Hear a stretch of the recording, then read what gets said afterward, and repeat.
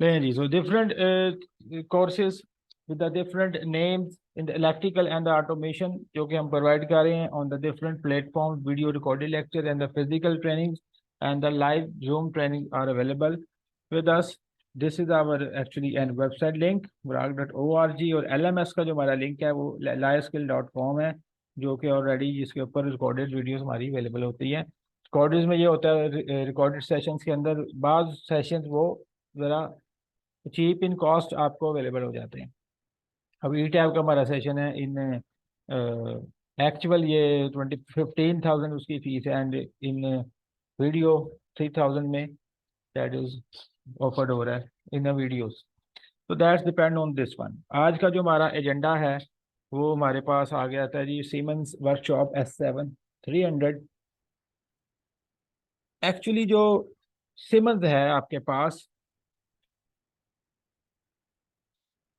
Simmons ने जिस तरीके से काम किया हमारे पास अपनी इंडस्ट्री के अंदर, most popular brand in the industry, not only in automation but also in the electrical.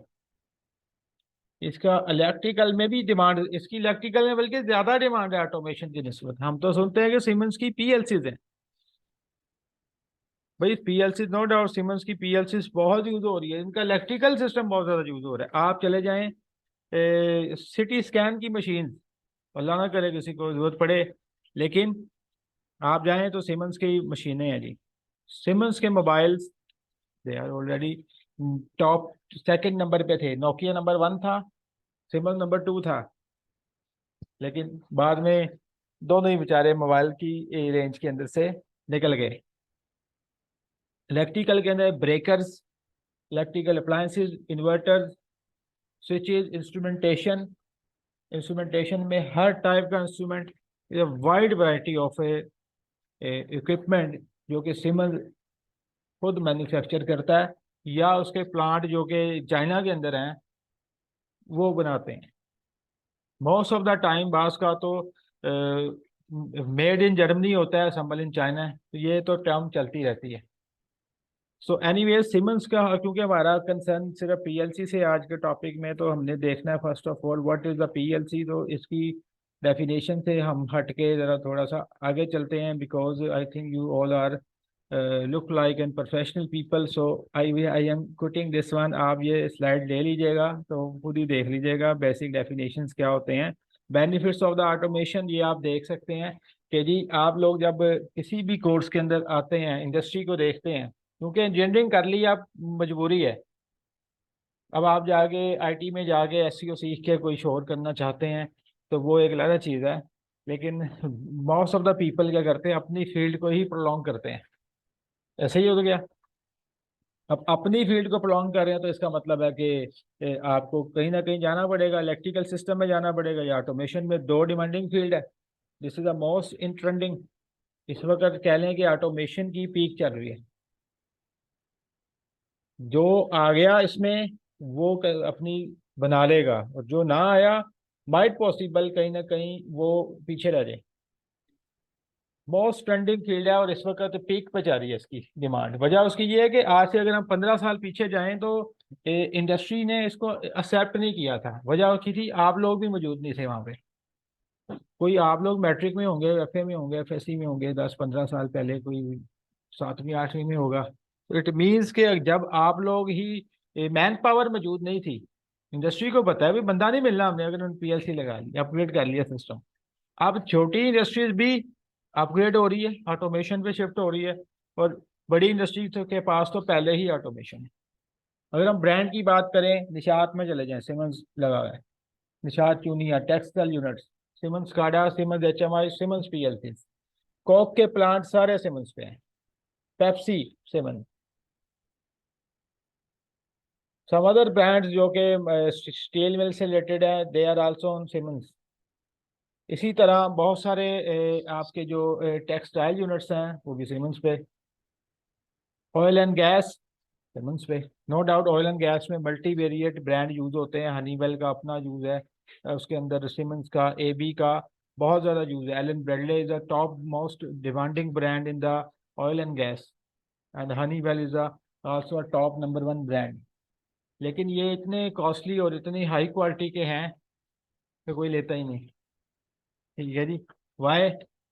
High cost. और इसकी जो एक्सपर्ट मैन पावर है वो भी एग्जिस्ट नहीं करती, बहुत कम है मैन पावर। सिमंस के बंदे मिल जाते हैं आपको ज्यादा एक्सपर्ट बंदे, एलन ब्रैडले पे कम है, हनीवेल पे तो बहुत कम बंदे हैं। आप अभी एक पोजीशन डालें, हनीवेल का बंदा चाहिए जीसीएस के ऊपर हमें, और आप देख लें आपको सीवीज ही नहीं आएंगी ऐसी जो कि अप्लाई कर सके। आप सीमेंस के ऊपर डालें, आपको बहुत सारा मैन पावर मिल जाएगी। तो इंडस्ट्री को पता है कि भाई अब बंदे मौजूद हैं, हम अपग्रेड कर सकते हैं सिस्टम। तो उन्होंने अपग्रेड किया, और पीएलसी को जो स्मॉल फैक्ट्रियां थी या स्मॉल मशीनें थी उन्हें फैटेक वगैरह लगा दिए, लोकल ब्रांड्स या चाइनीज या ताइवान ब्रांड जो थोड़ी अच्छे लेवल की थी, वहां उन्होंने सीमेंस या मित्सुबिशी या अदर ब्रांड को लेके चले गए। ऑटोमेशन ने बेनिफिट क्या दिया? High level of production. देखें, अगर आप कहते हैं हम, आप ये ऐलान कर दें कि भाई कोका कोला के तमाम प्लांट मैनुअल कर दें, कोका कोला लाहौर शहर की प्रोडक्शन पूरी नहीं कर सकती। फिर उससे पता नुकसान क्या होता है? ऑटोमेशन से एक ये भी नुकसान होता है कि जब इनसे प्रोडक्शन पूरी नहीं होती, फिर ये क्या करते हैं, फिर ये नालियों के अंदर बोतलें फिल हो रही होती हैं, गंदे प्लाटों के अंदर ये बोतलें फिल हो रही होती हैं, और ठप्पे लगा के बेच देते हैं ये मेजर ब्रांड। पानी के केस में तो ये बहुत है, खास तौर पे 19 लीटर में, क्योंकि वो उसका कोई चेक नहीं है। जो सील्ड बोतलें हैं वो कहीं ना कहीं उसका कोई चेक आ जाता है, उस पर कोई अथॉरिटी है, इस पे कोई नहीं है। 19 लीटर पे आप आज नेस्ले का क्या है कि बेच रहे हैं, किसी भी ब्रांड का नाम लगा के बेच रहे हैं, इज अ वेरी डिफिकल्ट बंदे को ढूंढे हम, फिर ये 2 नंबरी कर रहे हैं। तो ऑटोमेशन से क्या है, वो प्रोडक्शन को फुलफिल कर सकते हैं, अदरवाइज प्रोडक्शन पूरी नहीं हो सकती। पहली तो बात है क्वांटिटी आपकी इंक्रीज कर गई। अगर हम कहते हैं कि एक बंदा एक बोतल फिल करता है, कितने सेकंड में कर लेगा? 5 सेकंड लगा लेते हैं। तो 1 मिनट में कितनी बोतलें फिल होंगी? 12 बोतल। और 1 घंटे में कितनी हो जाएंगी?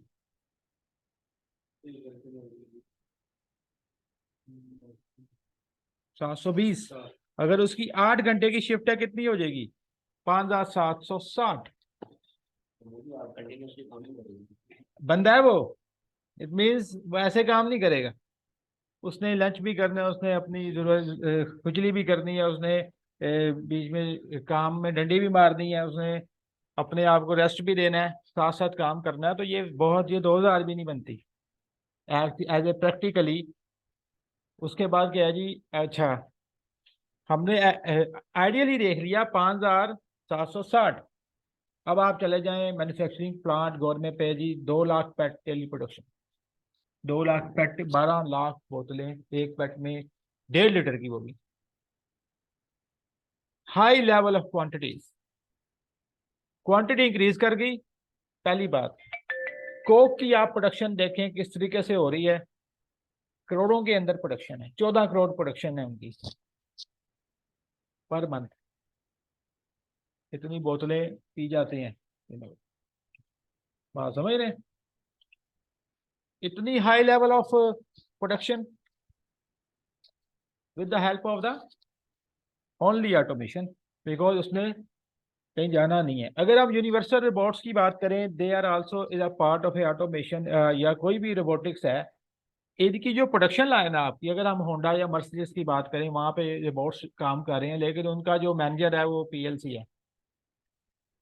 माइट पॉसिबल आपने देखे हैं कि नहीं देखे, universal robot they are very good. एक आपको मैं एक दे जाता हूँ थोड़ा सा क्लू, जाते जाते। अभी हम सिमेटिक मैनेजर पे काम शुरू करते हैं, उससे पहले एक यहाँ से आप लाजमी जाके देखें यूनिवर्सल रोबोट्स के बारे में।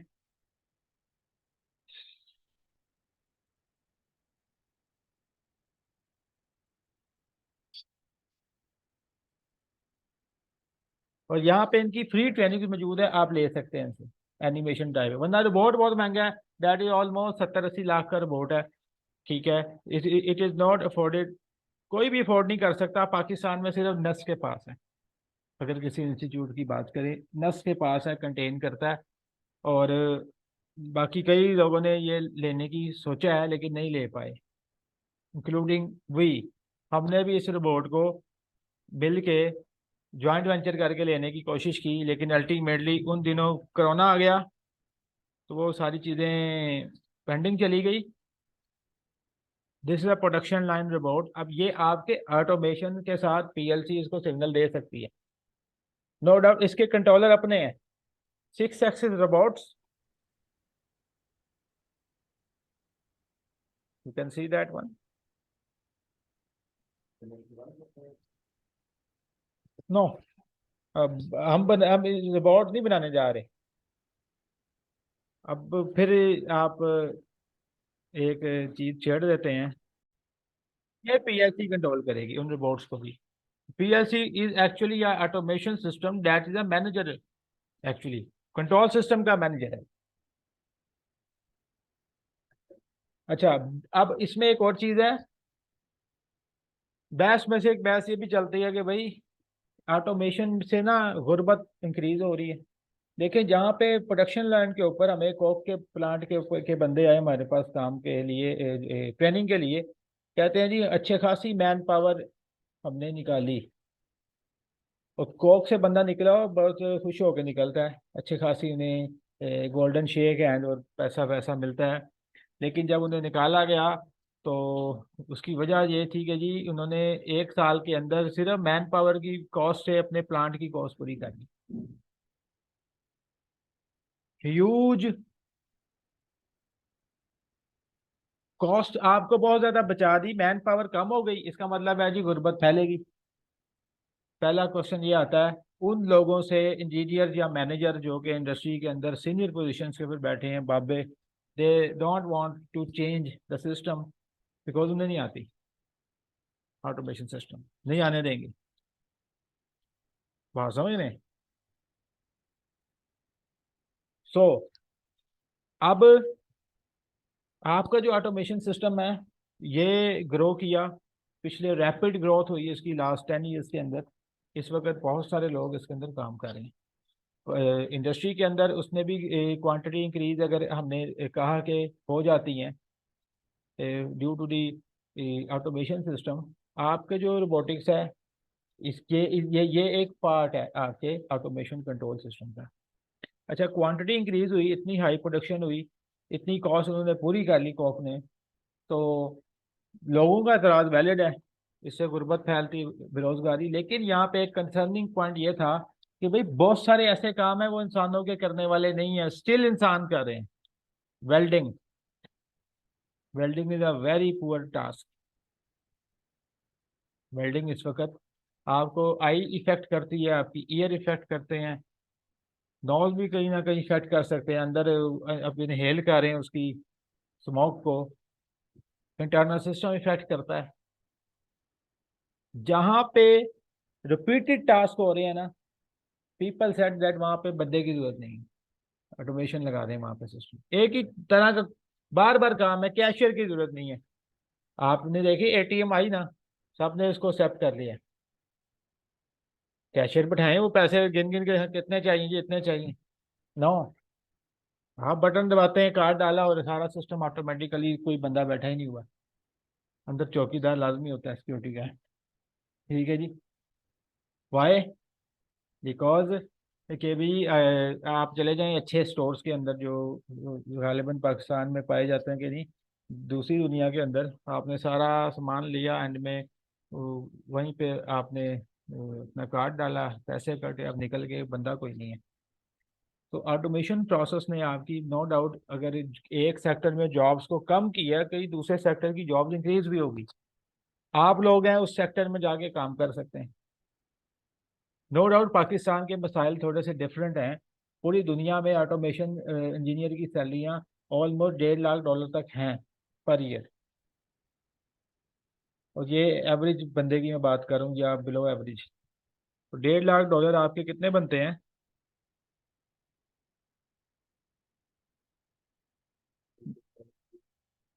261 था वैसे आज, कितना हो गया ये?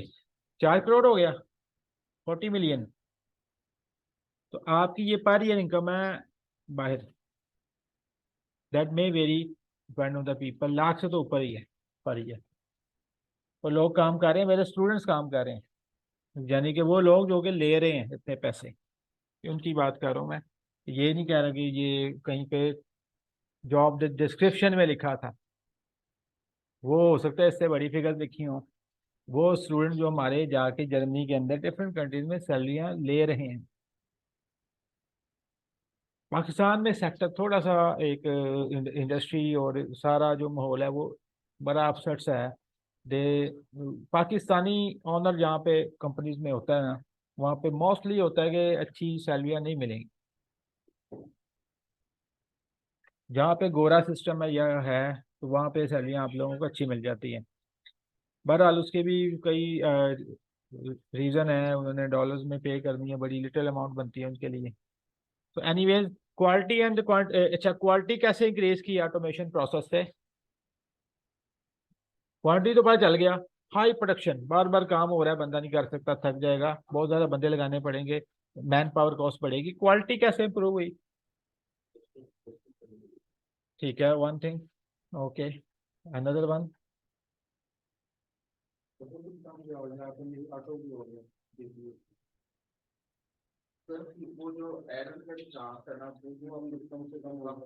आप सिम बिल्कुल। अब आप देखें फॉर एग्जांपल, हम ये कहते हैं कि भाई एक जो आपके पास आपने कहीं पे ना बोतल ही फिल करनी है, आप बोतल फिल कर रहे हैं, कभी ज्यादा वो फिल हो रही है, कभी कम फिल हो रही है। घर के अंदर रोटियां बराबर ना ना पके, तो आने वाली बहू मुसीबत में आ जाती है। आप वहां पे भी एफिशिएंसी और क्वालिटी की डिमांड करते हैं। इसका मतलब है uniformity in the product is very important, आपका प्रोडक्ट यूनिफॉर्म होना चाहिए। कभी छोटा बन रहा है, कभी बड़ा बन रहा है। आप हार्ड बॉल लेने जाते हैं या टेप बॉल पे ही लेने चले जाएं, कोई छोटा बॉल है कोई बड़ा बॉल है, दैट इज नॉट एक्सेप्टेबल। हाँ, समझ रहे हैं? आपके जो कपड़े बनते हैं उसमें एक जैसी ना हो यूनिफॉर्मिटी, तो वो ब्रांड को आप रिजेक्ट करेंगे। ऐसे ही है। इट मीन्स के यूनिफॉर्मिटी मैन, हाँ, एक हाथ से शायद इतनी ना आ सके और नहीं आती जो कि मशीन आपको दे सकती है।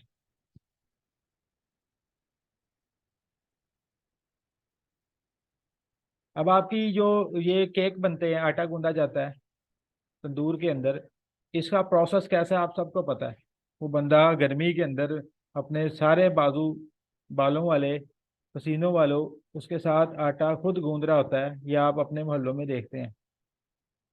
फिर हम कहते हैं कि जी हम टॉप लेवल पे है हेपेटाइटिस के अंदर और डिफरेंट बीमारियों के अंदर।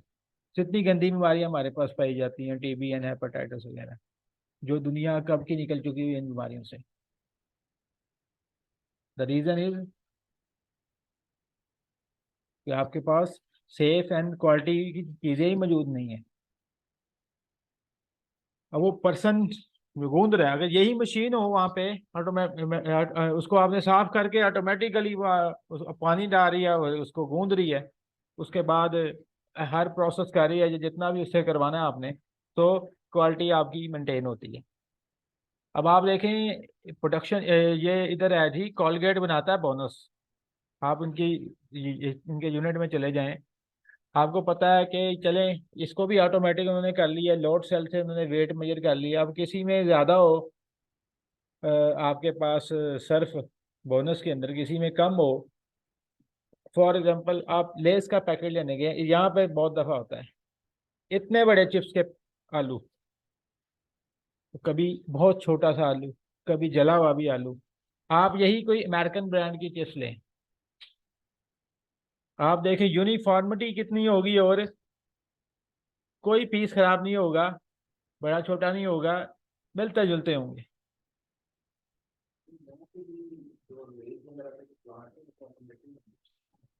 यहाँ पे ऑटोमेटेड हैं, लेकिन एक बात है ना, क्यूसी क्यूए आपकी किधर है, और ऑटोमेटेड उस लेवल के नहीं है। प्रोडक्शन के लिए तो हैं, क्वालिटी के लिए ऑटोमेशन नहीं लगी हुई। हम क्वालिटी वाइज देख रहे हैं ऑटोमेशन को, प्रोडक्शन वाइज आप ठीक कह रहे हैं, वो ऑटोमेटिक है, लेकिन क्वालिटी वाइज नहीं है वो। देखे ना, एक सिस्टम है, कंट्रोल सिस्टम है, ओपन लूप सिस्टम है, क्लोज लूप सिस्टम। आप यूं कह लें, अगर हम सिंपली करेंगे, ओपन लूप सिस्टम में तो आपने ऑटोमेशन कर ली, क्लोज लूप में नहीं की। समवन यहाँ पे कोई हमें बता रहा था भाई, कह रहे थे जी वो बात एक दफा हुआ यूं के लेस के पैकेट खाली पैकेट पैक होके चले गए मार्केट के अंदर। ठीक है जी। और पैक भी हो गए, चले भी गए, पता ही नहीं चला। फिर उन्होंने कहा आप इसका हल क्या करें?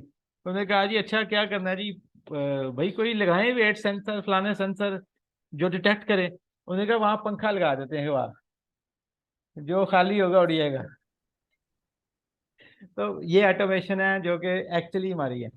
This is our automation. ठीक है जी। नो डाउट क्वांटिटी वाइज तो निकाली, quality wise still we are missing many things. बात समझ रहे हैं? सो अच्छा, प्रोडक्शन क्वालिटी ऑफ द आपकी क्वालिटी इंक्रीज करेगी, क्वांटिटी भी इंक्रीज कर गई। अच्छा, अगर क्वालिटी आपकी इंक्रीज कर जाती है, क्वालिटी, उससे क्या होगा जी? देखें आपका जो एक चीज है आप बेच देते हैं जी 300 रुपए की, वो भी आम से नहीं बिकती। ठीक है। आईफोन वाले 4 लाख का मोबाइल अभी लॉन्च करने से पहले बुकिंग हो गई होती है। ऐसे ही हुआ है। मैंने मेरे कई जैसे दोस्त है जानने वाले, जी दुबई जा रहे हैं जी आईफोन लेना है, इधर से भी नहीं ले रहे, इधर तो बहुत बाद में आना है। इंडियंस कई ऐसे लोग हैं जो कि जी दुबई पहुंच गए जी, क्या जी लॉन्चिंग सेरेमनी है जी वहाँ पे। Quality of the production, no no doubt के ब्रांड सेंस वो एक अदर वे राउंड चीजें हैं। सो क्वालिटी इंक्रीज की, क्वांटिटी भी इंक्रीज करेगी with the help of the automation process. अगर हम सीमेंस की बात करें तो there are two families in the Siemens PLC, S5 and the S7। S5 totally obsolete है, no more available from 90s even. कहीं ना कहीं पुराने प्लांट्स में आपको मिल सकती है, yes it can be available in any of the old systems. S5 की फैमिली जो है, S5 कैसी दिखती है? कुछ ऐसी दिखती है जी। S5 की फैमिली है, ज़्यादा ऑब्सोलीट है, हम इस पर ज़्यादा डिस्कस नहीं करते। S7 फैमिली लोगो पीएलसी इसकी पहली पीएलसी है, बहुत ज़्यादा यूज़ होती है ट्रैफिक सिग्नल में, आरओ प्लांट में, आजकल स्टिल यूज़ में है जी, बहुत सारे लोग इसे इस्तेमाल कर रहे हैं। S7 की फैमिली की पहली पीएलसी लोगो पीएलसी।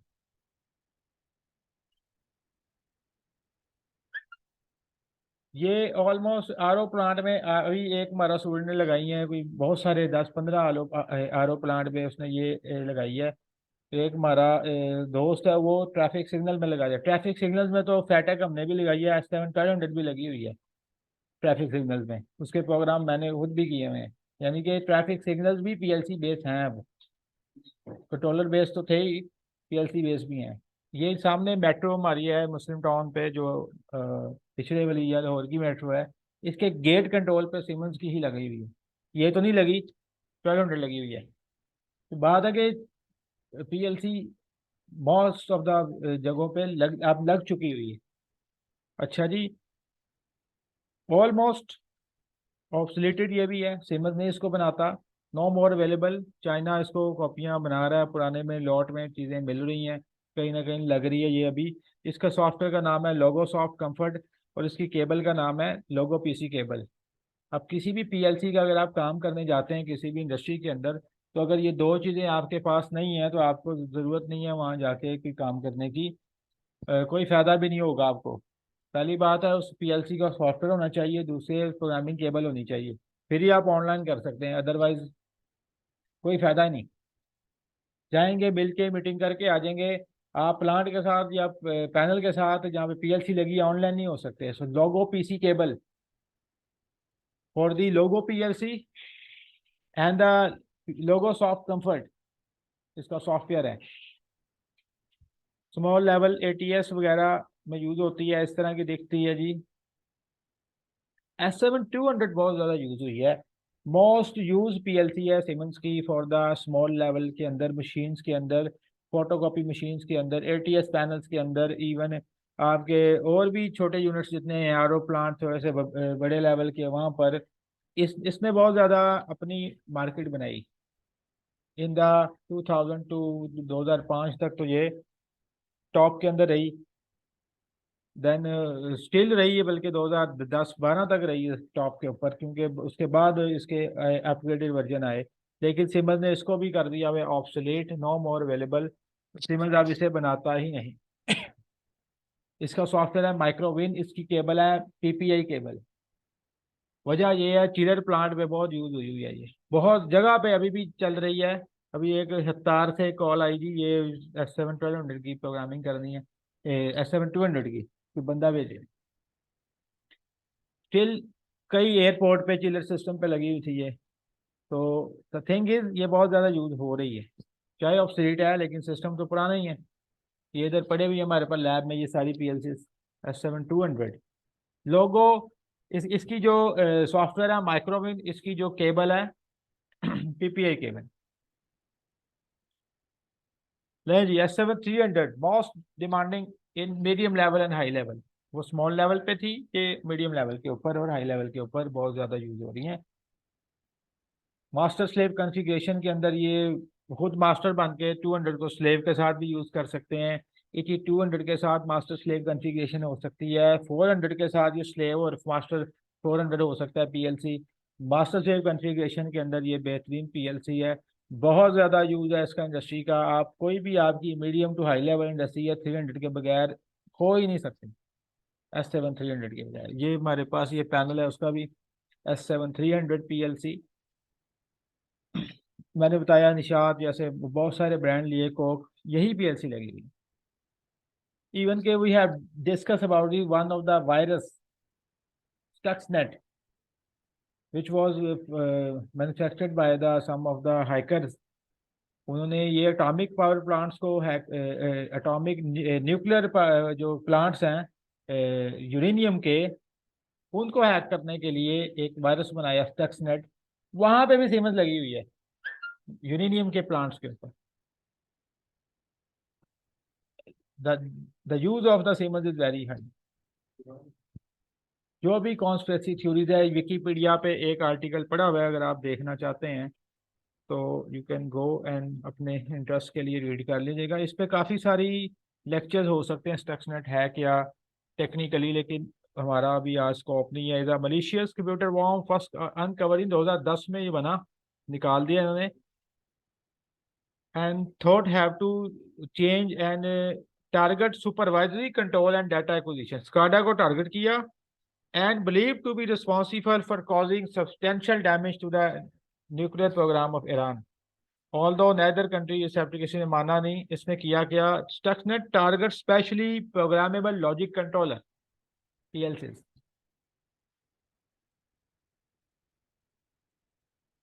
उसने इसको टारगेट किया। बहुत सारी कॉन्स्पिरेसी थ्योरी है जो कि बनी कि जी किसी ने डाटा लीक किया, क्या हुआ, बहरहाल फिल्में भी बनी, बाद में बहुत कुछ होता है, वल्लाह आलम असल कहानी की है या एजेंसी जानती हैं जो भी। यहाँ पे देखें ईरान का इतने इंफेक्टेड कंप्यूटर हुए, और यहाँ पे अगर हम जाएं तो देखें जी the use is use of the Siemens PCS7 and the step 7 schematic manager is using at this plant, जिसकी आज हमारी वर्कशॉप है, एटम बम वर्कशॉप है, यानी कि आज हम कर रहे हैं। ठीक है। मतलब कि चीज जैसे ये जो क्योंकि आपने बात है जो कंपनियां बड़ी बड़ी कंपनियां हैं, जो OT साइबर सिक्योरिटी के लिए जो संदेह हायर करती हैं, उसका मतलब वो इसलिए हायर करती हैं कि जो वायरस की जो इन्वेजन है या जो साइबर अटैक हो रहे हैं, तो उसको प्रिवेंट कर सकते हैं। देखें, जो जो चीज़ ऑनलाइन जा सकती है ना, वो हैक हो सकती है और उससे कई डैमेजेस हो सकते हैं। फॉर एग्जांपल देखें, इससे नुकसान क्या है, अगर कोई फॉर एग्जांपल आपकी कोई इंडस्ट्री है और वो ज़रा लेवल की है, पता है कि कंट्रीज को पता है, देखें पहले किसी को भी आपने शिकस्त देनी होती है, पहले उसे गरीब किया जाता है, फिर आप आराम से उसको काबू कर सकते हैं। आप कहते हैं यार इसकी जो 4 कंपनियां इस मुल्क की, जिनका GDP के अंदर सबसे बड़ा रोल है, हम इसे तबाह कर देते हैं, दे कैन इजीली वो उस मुल्क को डिस्ट्रॉय कर सकते हैं। तो इट मीन्स कि इन दैट केस वो क्या करेंगे, वो ये अगर काम करेंगे हैक कर सकते हैं साइबर सिक्योरिटी से, अगर सिस्टम ऑनलाइन है तो। जैसे कि सऊदीया के ऊपर तो चले ड्रोन ही मार दिया उन्होंने, आधी दुनिया का तेल बंद हो गया। तो मेन चीज़ है कि ये प्रॉब्लम आ सकती है, साइबर सिक्योरिटी की टीमें इसलिए चाहिए आपको, और आपका जहाँ पे स्काडा सिस्टम इन्वॉल्व हो गया वहाँ पे आपको IT की टीम चाहिए, CCNA के बंदे चाहिए, वहाँ पे नेटवर्किंग के बंदे चाहिए, साइबर सिक्योरिटी के बंदे चाहिए। किसी का कंप्लीट जंक चाहिए आपको, अगर आपने एक कंप्लीट किसी सिस्टम के ऊपर लगाना है, अगर आपने सिंगल यूजर सिस्टम चलाना है तो वहां पे चाहे आप ना लगाएं, इतनी बड़ी टीम की जरूरत नहीं है। बड़े बड़े प्लांट के ऊपर भी करना है अभी जैसे ये अपडेट का फास्ट यूजर हो गया, तो उन्होंने भी इस तरह का जो है ना ये सिक्योरिटी के लोग हैं सबके लोग। बिल्कुल होने चाहिए। कोई भी देखे ना आपका देखे ना, लास्ट टाइम एक बात हुई थी कि जी ये अभी गई थी पूरे पाकिस्तान में बिजली 2-3 हफ्ते पहले। उससे पहले एक बार गई थी तो वहां से कुछ ऐसी आवाजें आई मुल्क से ही कि जी इंडिया ने कोई बंद की है बिजली, किसी तरीके से कोई हैक करके ये वो। तो बात है कि जिस दिन आपकी पावर शट डाउन आती है ना, उस दिन मुल्क को बहुत नुकसान होता है। तो किसी को देखे ना, अगर हम ही गए यहाँ पे पावर बंद हो जाए, हमें अल्टीमेटली छुट्टियां देनी पड़ेंगी मैन पावर को, आप लोगों को ऑफ कराना पड़ेगा, न्यू एडमिशन आएंगे उन्हें भी आगे भेजना पड़ेगा, जिनकी प्रोडक्शन है प्रोडक्शन रुक गई। नो डाउट कि ये जो इश्यूज हैं ये फेस करने पड़ते हैं इन द केस आपको टीमें चाहिए ही चाहिए, ताकि आप प्रोटेक्शन कर सकें अपने जो ऑनलाइन सिस्टम जा रहे हैं। सो एनीवेज, आपका जो S7300 है मोस्ट यूज है, पीएलसी है, इसका जो सॉफ्टवेयर है स्कीमेटिक मैनेजर है, हम इसको स्टार्ट करने लगे हैं। और इसकी जो केबल है वो एमपीआई केबल है, मल्टी पॉइंट इंटरफेस केबल है। ये हमारे पास लैब में पड़ी हुई है, लगी हुई है। कोई आजकल 1 लाख तक की ये केबल होगी। है कोई ना अब, लेकिन मैंने वैसे ही बताया है। ठीक है जी। तो ह्यूज कॉस्ट, केबल की कॉस्ट भी ज्यादा और पीएलसी की कॉस्ट तो पैसे ज्यादा है। ये पीएलसी तो आगे जी, इसके बाद आई S7400 ऑयल एंड गैस की फेवरेट पीएलसी, सीमेंट प्लांट्स में भी यूज होती है ये, क्वार्ट सीमेंट या अदर वे अराउंड दूसरे सीमेंट्स के अंदर भी लगी हुई है ये। ये वाली S7400 पीएलसी रिडंडेंट सिस्टम को सपोर्ट करती है ये, इसकी सबसे बड़ी खासियत पहले ये थी। अब तो बाकी पीएलसी भी कहीं ना कहीं सपोर्ट कर जाती है। क्या होता है रिडंडेंट सिस्टम, क्या होता है? There are two system. For example अगर आप ये देखें एक प्रोसेस को, अगर आप देख रहे हैं फॉर एग्जाम्पल, एक ना स्पेन की गालिबन मैक्सिको के पास ऑयल की रिग है, ऑयल एंड गैस रिग मौजूद है समुंदर के अंदर। आई थिंक 7 किलोमीटर है या कितने किलोमीटर है, वहाँ आप जाएं ऑयल रिग के अंदर, और वहाँ पे पूरा प्रोसेस, अगर इंस्ट्रूमेंटेशन और सारा प्रोसेस हो रहा है, और वहाँ पे आपका एक प्रॉक्सिमिटी सेंसर जिसकी कीमत 200-300 रुपये हो, आप अच्छे ब्रांड का ले लें, 2, 4, 10 हज़ार का ले लें, 50 हज़ार का सेंसर ले लें, क्या वो खराब नहीं हो सकता? भाई 400 अरब की अगर रेक लगी हुई है इतनी एक्सपेंसिव, और वहां पे एक 50 हज़ार के सेंसर ने सारा काम खराब कर दिया, आप क्या करेंगे? रिडंडेंट सेंसर भी यूज करेंगे, एक ने फेल हुआ दूसरा ऑपरेट कर दे, दूसरा नहीं हुआ तीसरा कर दे बैकअप पे, रिडंडेंट सेंसर भी यूज होंगे। इसी तरह अगर एक पीएलसी सारे कंट्रोल सिस्टम को चला रही है, ऑयल एंड गैस को या कोई भी प्लांट को, अगर वो फॉल्ट मोड में चली गई, खराब हो गई, इलेक्ट्रॉनिक एक डिवाइस है, तो क्या होगा? सारा सिस्टम बंद, लाखों, तो कुछ भी नहीं है, करोड़ों के अंदर नुकसान होता है। एक हमारा यहाँ पे स्टूडेंट थे कतर के अंदर, वो इंस्ट्रूमेंट INC इंजीनियर थे, कहते 30 सेकंड के लिए हमारी शट डाउन आई थी बिजली की, बिजली बस बंद हुई थी, तो 3 करोड़ पाकिस्तानी का नुकसान हो गया था, रुपीज का। 3 अरब पाकिस्तानी रुपीज का नुकसान हो गया था जस्ट विद 30 सेकेंड। तो बात है कि डिपेंड है कि प्रोसेस क्या चल रहा है। तो इसलिए रिडंडेंट सिस्टम इसलिए है कि अगर एक सिस्टम फेल हो गया तो दूसरा उस कहेगा जी मैं टेक ओवर कर लेता हूँ। One is the master system, other one is the slave system. वो या दो मास्टर हैं, एक स्लीपिंग मोड में, लाइक टू से अगर 100 बच्चों की क्लास है और एक टीचर है, जिस दिन टीचर बीमार या छुट्टी पे है 100 बच्चों की क्लास नहीं होगी। और अगर हम कहें 10 बच्चों को एक टीचर दे दें, और एक दिन टीचर नहीं आया तो 90 की तो होगी ना, तो आपका सिस्टम 90% तो काम पे रहेगा। तो आप ज्यादातर सिस्टम को एंगेज रखना चाहते हैं, शट डाउन नहीं आनी चाहिए। रिडंडेंट सिस्टम का मतलब है backup PLC, redundant PLC. Make sense? इसका सॉफ्टवेयर स्कीमेटिक मैनेजर, इसकी केबल भी एमपीआई केबल। ये तो ऑन बोर्ड एग्जिस्ट ही नहीं करती यार, कॉम्पैक्ट मॉड्यूल इसके नहीं पाया जाता, ये मॉड्यूलर में ही पाई जाती है। सिंपल 300 के में भी कॉम्पैक्ट मॉड्यूल हैं, जो अर्ली वर्जन है, लेकिन 400 तो सारी की सारी आपकी मॉड्यूलर बेस है। उसके बाद आ गई जी S7 1200।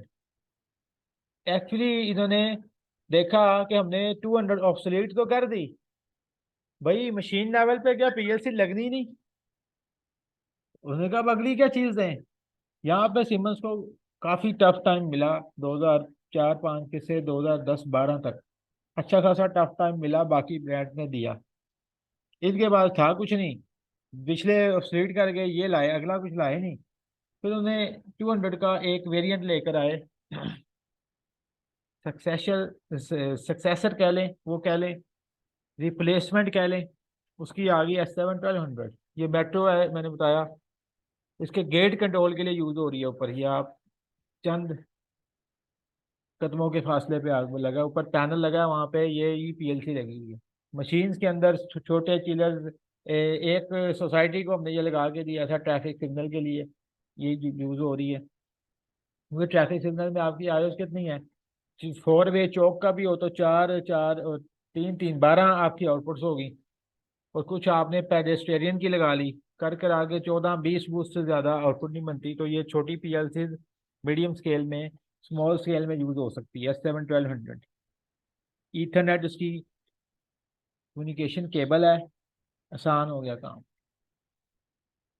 और इसके अंदर जो इसका सॉफ्टवेयर है TIA पोर्टल, उस पर भी हम आज काम करने जा रहे हैं जी।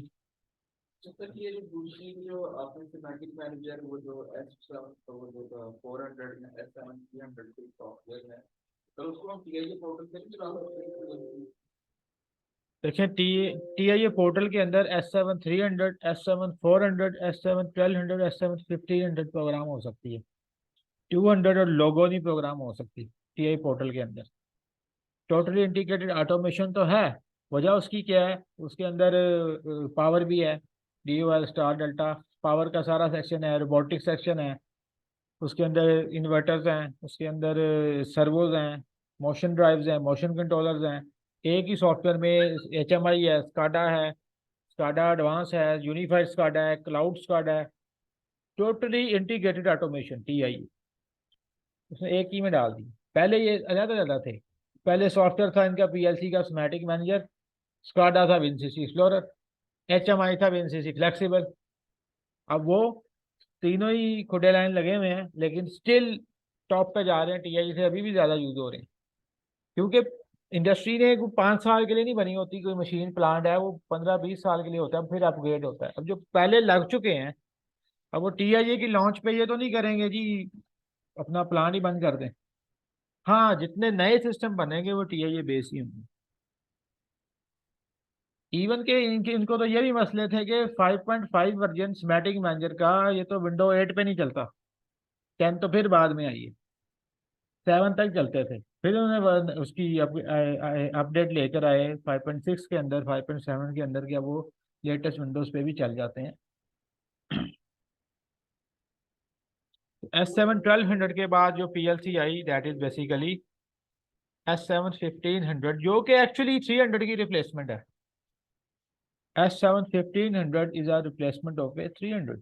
नो डाउट 300 भी एग्जिस्ट कर रही है और उसकी बहुत ज़्यादा डिमांड है, लेकिन उसके अंदर हाई स्कैन साइकिल बेहतर, प्रोसेसिंग टाइम बेहतर, कम्युनिकेशन की पोर्ट उसके अंदर ईथरनेट बिल्टन दे दी, बाकी प्रॉफी बस और MPI को भी सपोर्ट दे रही है उसके अंदर। तो 1500 का जो PLC है, दैट इज़ वेरी ज़बरदस्त। वो बहुत कम यूज़ है, नए सिस्टम्स के अंदर यूज़ है। माइट पॉसिबल कि आप में से किसी ने यूज़ किया हो या देखा हो, आपका लगा हुआ है, 1500 भी लगा हुआ है, हाँ जी। तो वो भी सरिया तो फिर लगा ही लेते हैं ना, पैसे वाली जो चीज़ें हैं, कामी है, ठीक है ना। तो इस तरह की जो कंपनीज है, दे आर यूजिंग, जो नए प्लांट है उसी पे आएंगे। एनीवेज, चलते हैं जी हम, हमारे पास सॉफ्टवेयर आ गया जी सिमेटिक मैनेजर, ऑनलाइन करते हैं, इसमें से कुछ चीज़ें देखते हैं। ओवरव्यू मैं आपको दे देता हूँ।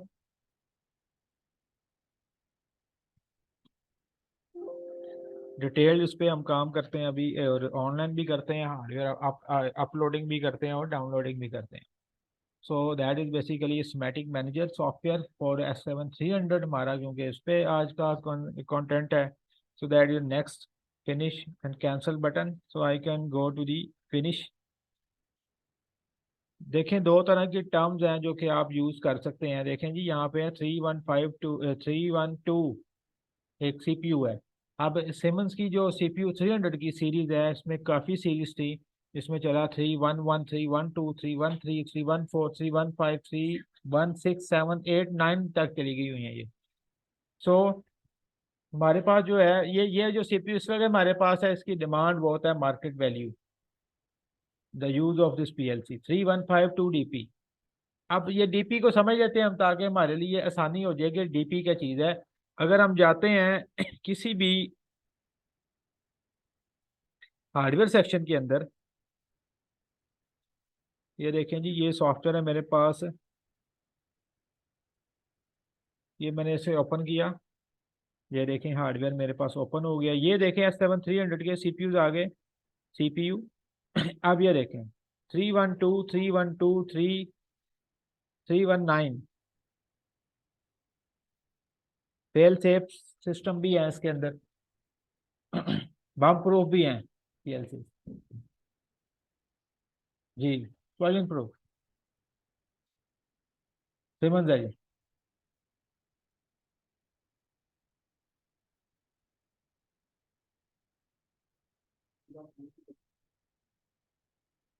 क्या हुआ? Program is very important, because जो चीज़ें आती हैं या बनती हैं वो एक ही दफ़ा आप किसी से बनवाएंगे, बार बार कोई मिलेगा भी नहीं। जब उसने आपको बना के देना है, हो सकता है आप ही मार दें उसे, या कोई मरवा दे उसे, या कोई उठा ले उसे। मान समझ नहीं, अगर आप उस लेवल पे बात करें। लेकिन no doubt explosion in the PLC, किसी चीज़ों के धमाके से उड़ जाना, ये तो इलेक्ट्रिकली भी होता है, लाजमी थोड़ी है कि किसी एटॉमिक प्लांट पे ही होना है।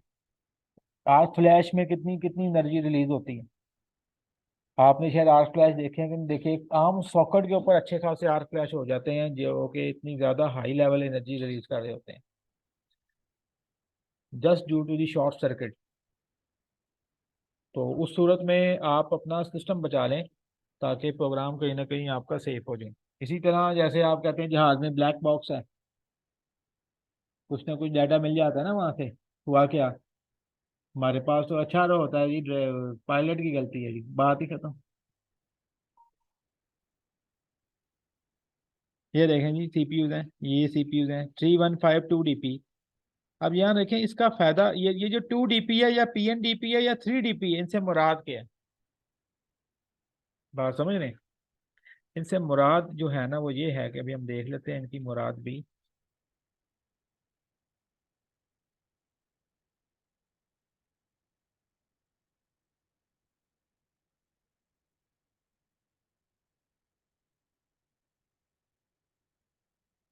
You can C PTP port है इसकी,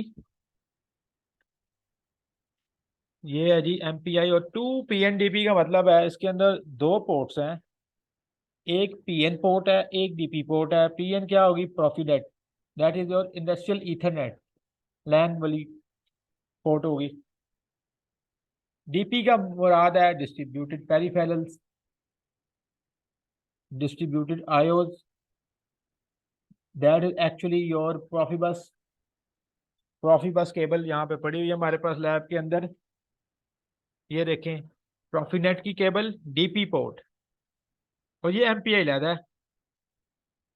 अब ये है 3 PNDP, यानी कि तीन पोर्ट्स हैं, एक PN है, प्रॉफिनेट होगी, एक MPI है और एक प्रॉफिबस होगी। तो अगर सिमंस के साथ डील कर रहे हो, इन तीनों से वास्ता पड़ना ही पड़ना है आपका। इसमें तीनों हैं, लाजमी नहीं है सब में तीनों हो, वर्जन CPU का लिखा हुआ है जी, ये देखें वर्जन प्रूफ मॉड्यूल्स। इसी तरह आपकी जो है कॉम्पैक्ट PLC, ये IFM PLC जो कि स्पेशल फंक्शन मॉड्यूल्स होते हैं इनके अंदर, सी जहाँ नंबर से क्या मतलब है? 312, 313, 314, इनकी में क्या फर्क है? देखिए इन्होंने सीरीज शुरू की ना, इनका ना एक जो न्यूमेरिक वैल्यूज है ना, या कोई ऑर्डर नंबर बनाते हैं, बड़े सिस्टमेटिकली बनाते हैं ये, और बड़ा अच्छा बनाते हैं, और इससे याद भी हो जाते हैं इजीली। एक सीरीज बना दी 312, जैसे हम कहते हैं जी, अगर अब इसका ऑर्डर नंबर क्या बनेगा, 6ES7312 1BG40 0AB0 या 0XB0, ये सीमेंस का स्टैंडर्ड नोटेशन बन गई। फिर पहले 6ES लगा देता है, आगे ये नंबर लगा देगा, एंड में 0XB0 या 0AB0, इस तरह करके वो न्यूमेरिक वैल्यू पूरी करता है। तो बेसिकली वो उसकी ये सीरीज चली, लेकिन जो आगे लिखे हैं ना अल्फाबेट, सी से मुराद है कॉम्पैक्ट पीएनसी, IFM है integrated function modules. Function module क्या है, वेरी हाई स्पीड आपने पोजीशन इनकोडर लगा दी है, तो वो आम कंट्रोलर नहीं आपका इनपुट्स ले सकती उसको, तो आपको उस इनकोडर को हैंडल करने के लिए हाई स्पीड इनपुट्स वाला मॉड्यूल चाहिए।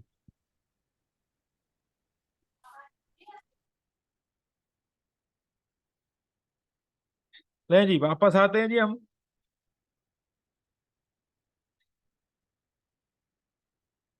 नहीं जी ये मेरे पास आ गया, लेकिन मैं कहता हूँ जी, और यहाँ पे जाके अपनी PLC में जाके अपलोड स्टेशन टू PG देखें। अब अगर आप प्लांट साइड पे बैठे हैं और आप चले गए हैं PLC के, वहां पे 14 रैक लगे हैं, 10 उसके आपके पास एक CPU लगा है या 2-3 CPU लगे हैं, 82 लगे हैं, IM मॉड्यूल लगे हैं, टोटल मॉड्यूल देखें तो 25 मॉड्यूल लगे हैं।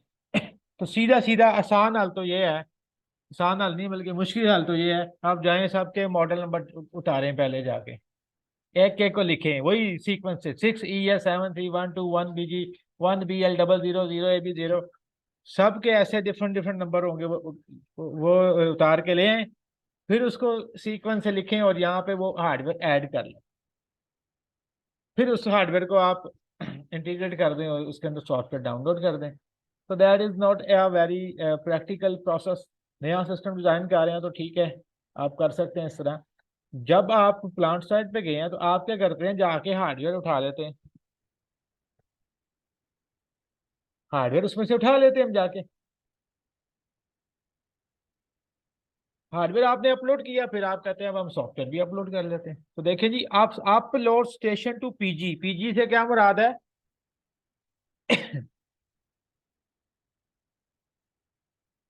अपलोड स्टेशन से क्या मुराद है, स्टेशन वो इसे कह रहे हैं PLC को,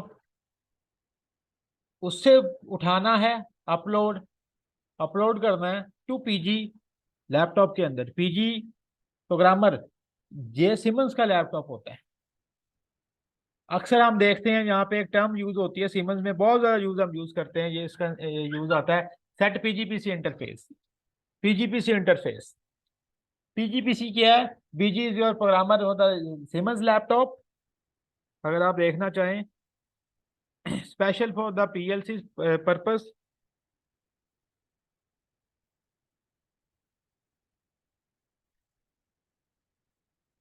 अच्छा खासा एक्सपेंसिव लैपटॉप है ये, इस टाइप का होता है जरा। एक्चुअली देखें पोर्ट सारी दे दी उसने इसमें,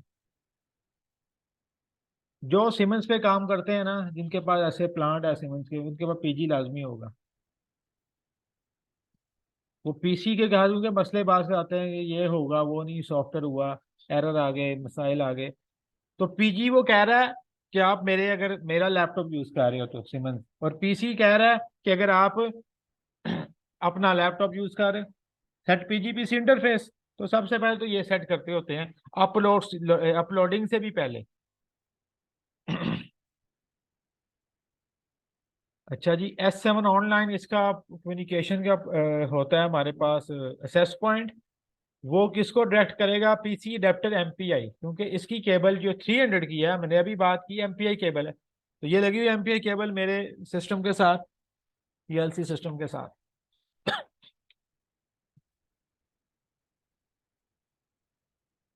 और किसको पॉइंट कर रहा है आपका S7 ऑनलाइन, S7 की सीरीज जब ऑनलाइन करने लगो तो वो किसी कम्युनिकेशन ड्राइवर से ही करेगी, तो वो कौन से है, PC अडेप्टर, जो अडेप्टर लगा हुआ है उसके ड्राइवर, जो कि MPI की है, MPI केबल है।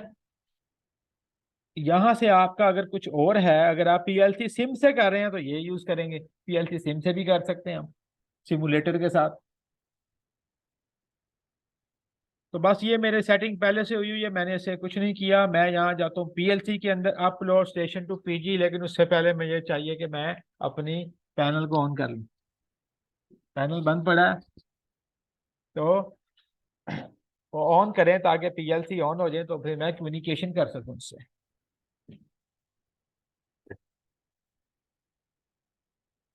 No my panel is in working. Upload station to PG.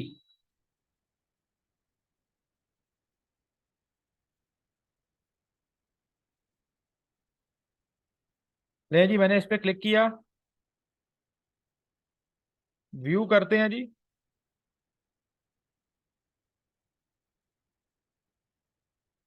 देखें जी, उसने डिटेक्ट कर दिया, एमपीआई एड्रेस उसका 2 है और सीपीयू कौन सा है, मॉड्यूल टाइप 3152 DP, ये पैनल में लगा हुआ है। उसने खुद ही डिटेक्ट किया है, सिर्फ केबल लगाई है मैंने। अब फील्ड में आप नंबरिंग तो नहीं नोट करते, मॉडल नंबर लगा के अपलोड मैंने कर दिया, और मैंने इसे कर दिया okay. Hardware configuration was created with a new version of step 7 of the basic TI portal। अच्छा, इसमें पता है इसने एरर क्या दी, अभी मैंने इसमें प्रोग्राम किया था वाया टीआई पोर्टल। इसने कहा उसकी अपग्रेड वर्जन इसमें पहले से हुआ है, ये है low grade version स्मैटिक manager.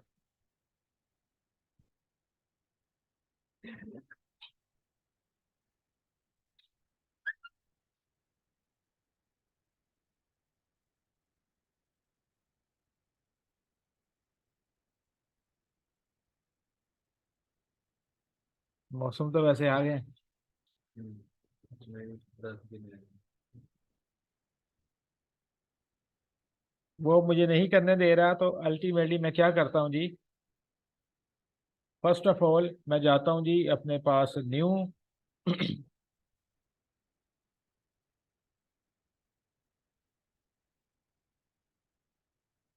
Session को ऐड करता हूँ मैं।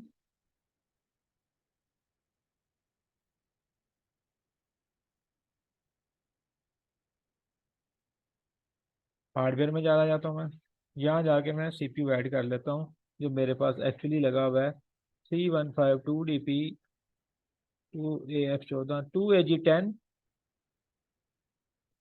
0AP0। ये मेरे पास यहाँ पे लगा हुआ है मॉड्यूल। उसके बाद मैं जाता हूँ DIDO के अंदर, जो मेरे पास लगे हुए हैं सिग्नल मॉड्यूल्स, SM मॉड्यूल्स, ये मेरे पास आ गए DI। कोई रिमेंबर है कौन सा लगा था, 1BH01 था गालिबन, या BH02 है। अच्छा, यहाँ पे एक हम रोल पढ़ लें सिमंस का, that is also important, slot role. Slot rule is very important while configuring. यहाँ पे मसले आते हैं, तो स्लॉट रूल में देखिए हमारे पास रैक है 1 से 11 तक।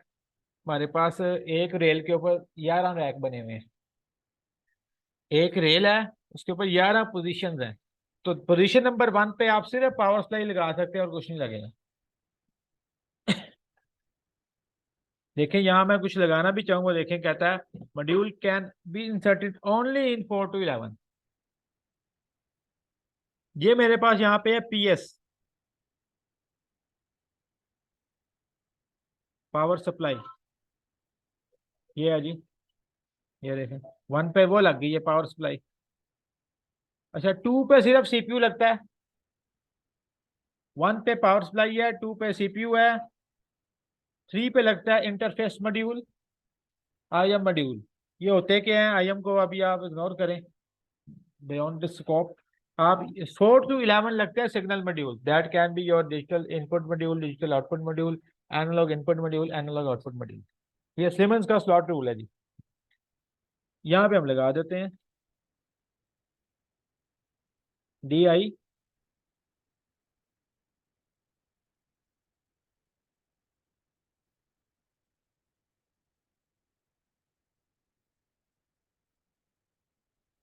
और एक DO लगा लेते हैं हम।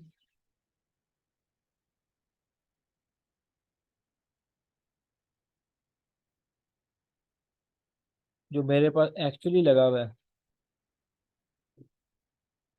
1BL00 0AB0। वेरी मेरी हार्डवेयर कॉन्फ़िगरेशन मुकम्मल। मैं इसको करता हूँ download to module. Okay.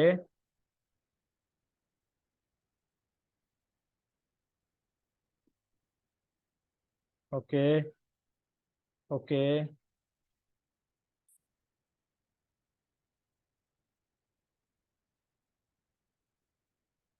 Yes, I want to start the module.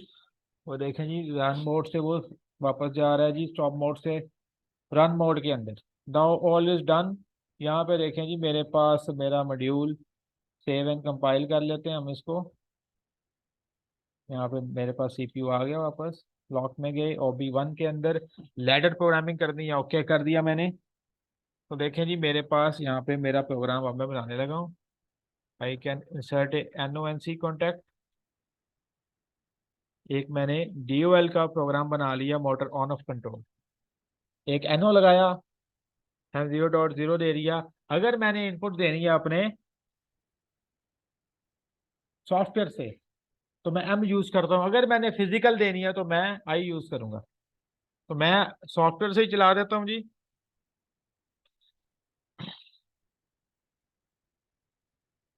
अच्छा, मेरे पास जो सर अगर सॉफ्टवेयर से चलाना है तो एम यूज करते हैं, अगर उसको प्रैक्टिकली इंटरफेस करना तो आई लगा।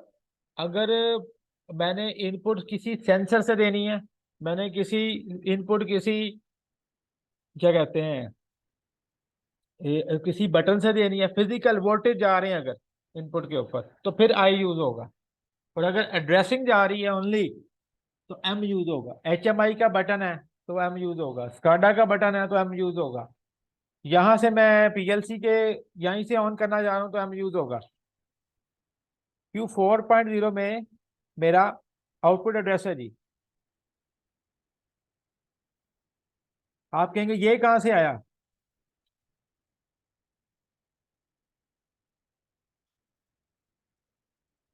Q4.0 मेरा क्या है? आउटपुट एड्रेस है। ऐसा ही है। आपको कैसे पता चला ये? यहाँ पे देखें, क्यू एड्रेस 4 से 7 बाइट मेरी आउटपुट है जी।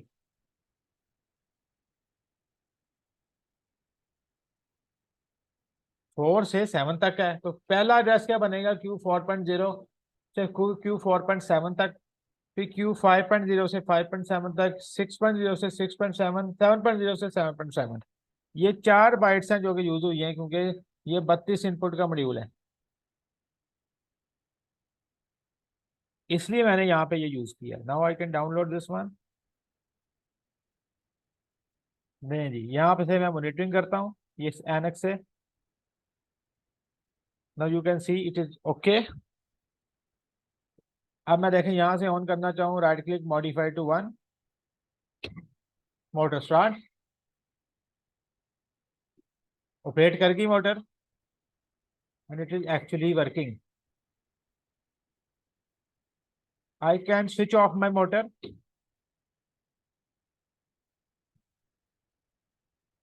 मैं सॉफ्टवेयर से ऑपरेट कर रहा हूँ, बात समझ रहे हैं? अब यहाँ पे अगर आई लगा दूं तो मैं इधर वाली इनपुट से भी ऑपरेट कर सकता हूँ, जो यहाँ दी हुई है पैनल के ऊपर। और Q4.0 मेरी मोटर है जो यहाँ पे अभी ऑपरेट भी हुई है। फिजिकल लोग तो देख रहे हैं, ऑनलाइन वाले को भी आवाज तो आ रही होगी मोटर के चलने की। अगेन आई कैन से, अब आई को मैं ऐसे नहीं ऑन कर सकता मॉडिफाई टू 1 करके। आई ने सप्लाई ही लेनी है 24 वोल्ट की, पुश बटन से हो, सेंसर से हो, जहां से भी हो। Now you can say 0। Holding होगी। अब कहते थे होल्डिंग कैसे हो रही है? होल्डिंग ऐसे हो रही है, ऑन ही है पक्की पक्की। अगर ये मैं कॉन्टेक्ट निकाल दूं तो होल्डिंग खत्म हो जाएगी, होटल बंद होगी जी। नेक्स्ट से ये मैं निकाल देता हूँ, डाउनलोड दिस प्रोग्राम। यस, अब इसे ऑन करूंगा तो ऑन होगी, इसे छोड़ दूंगा तो बंद हो जाएगी।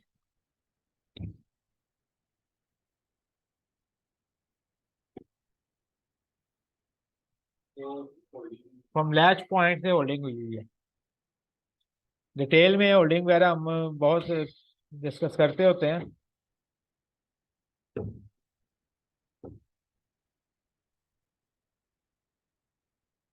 तो एक्चुअली क्या किया मैंने, वो 24 वोल्ट से एक कॉन्टैक्टर ऑपरेट कर दिया, एक रिले ऑपरेट की, उसने एक कॉन्टैक्टर ऑपरेट किया, उन्हें 3 फेज आगे भेज दिए, मोटर स्टार्ट होगी।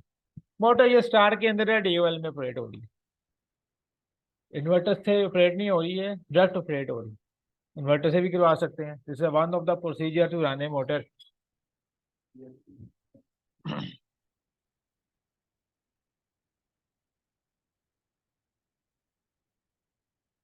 क्लियर हो गया जी।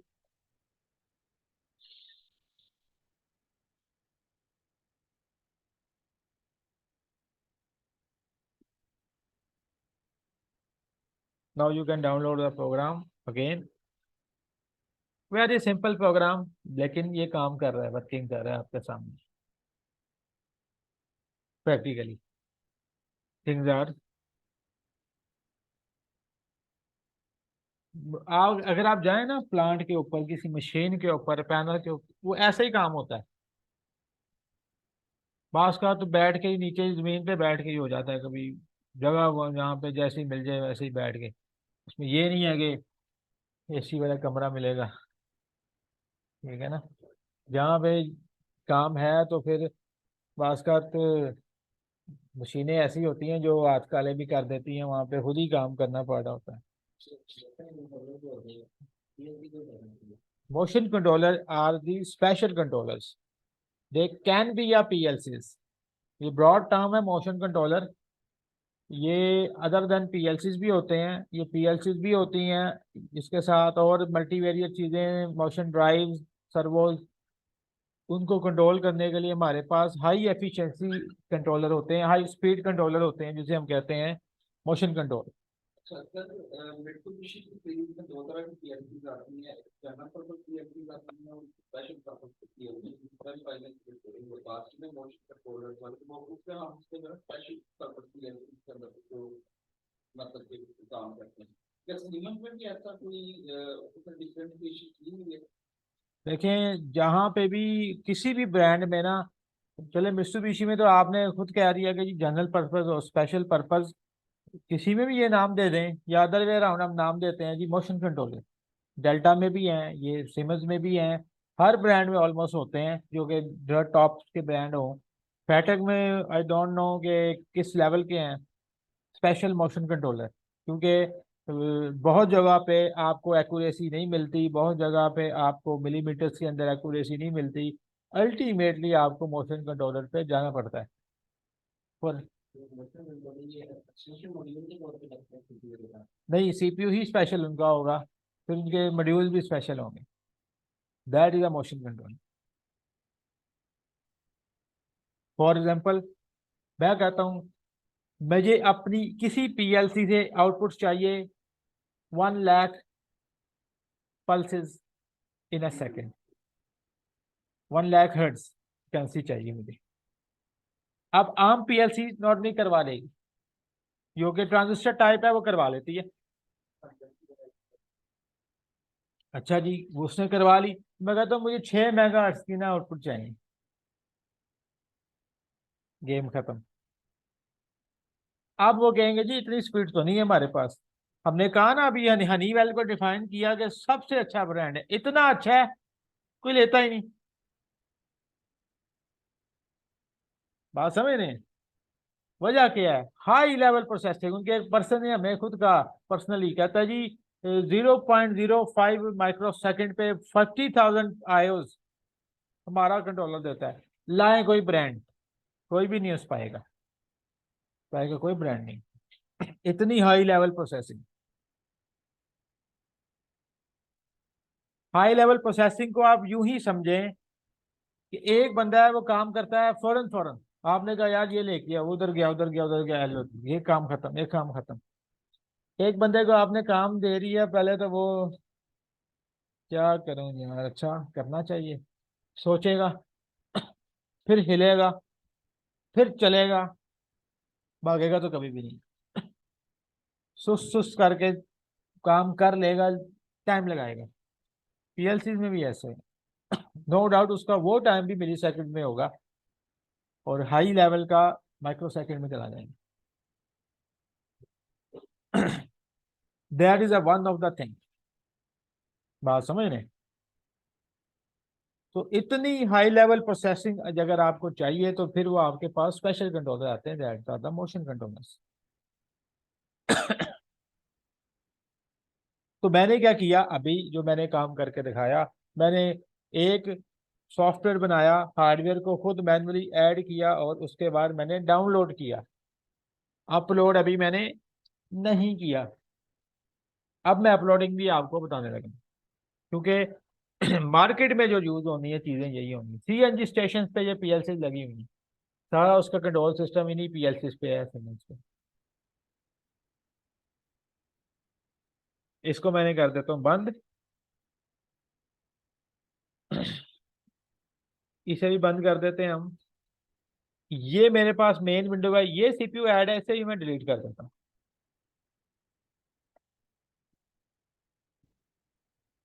Upload station to PG view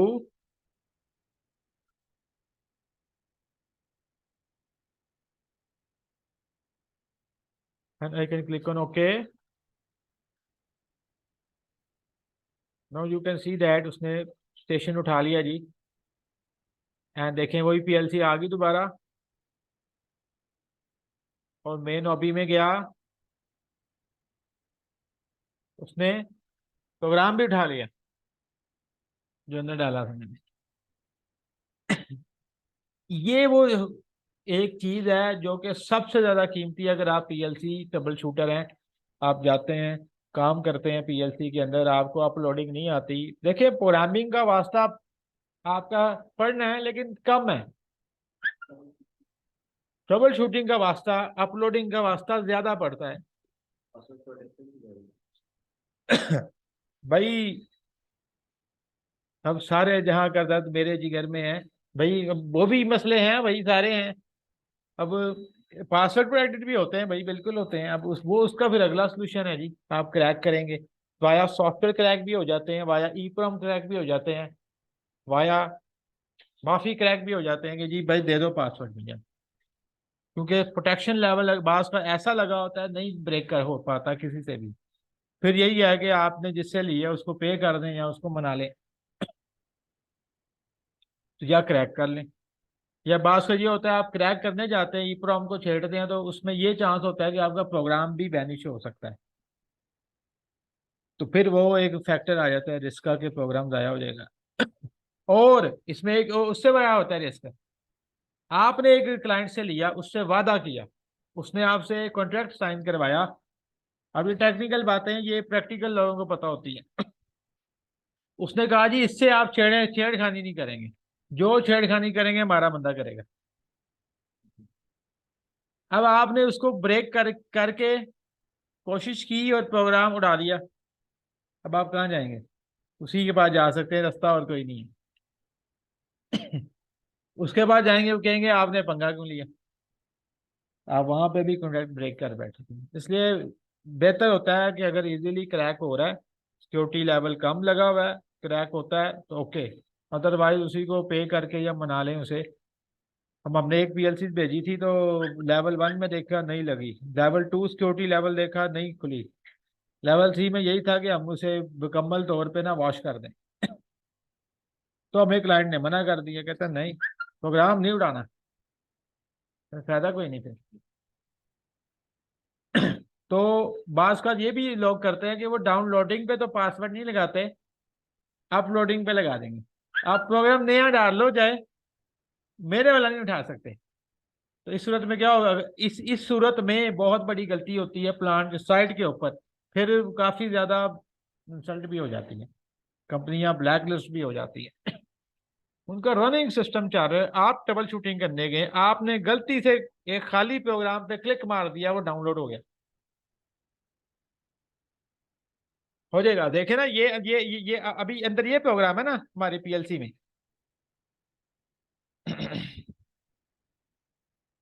ये देखें ये क्या चला रहा है, एक मोटर को ऑन कर रहा है,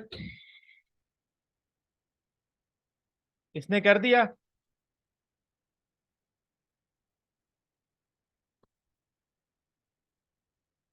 यही परफॉर्म कर रहा है। अब मैंने ना क्या किया, एक और नया प्रोग्राम खाली पेज वाला बनाया, बिल्कुल खाली, यानी कि इसे डिलीट कहता हूं मैं। इसको डाउनलोड कर देता हूँ, मुझसे क्लिक बच गया। अच्छा ये क्या, अच्छा यार कर लेते हैं, यस किया मैंने, वो गया।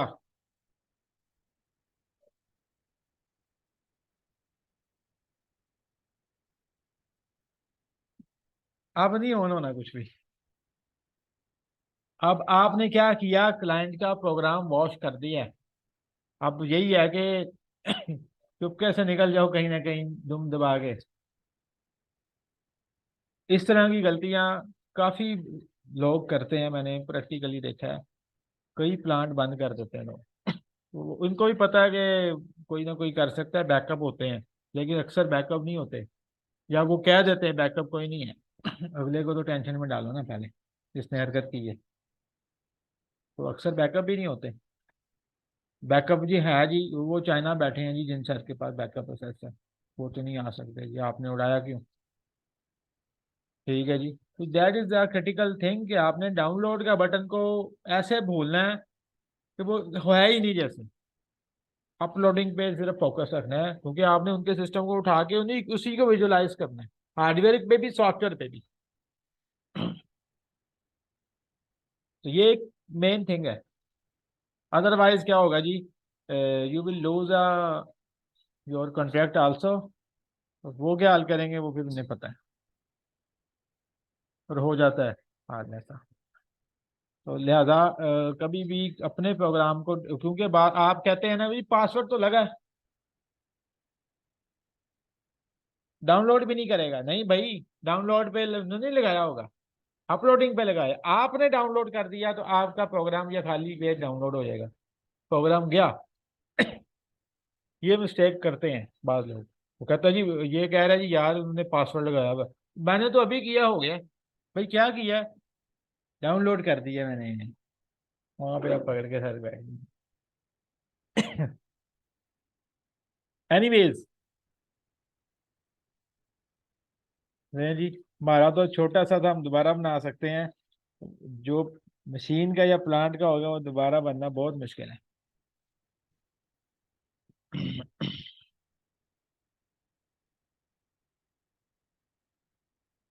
नहीं जी, आगे चलते हैं अपने अगले मॉड्यूल्स की तरफ। हमने एनओएनसी ट्रबल शूटिंग की बातें भी कर ली और कुछ और चीज़ें भी कर ली हमने।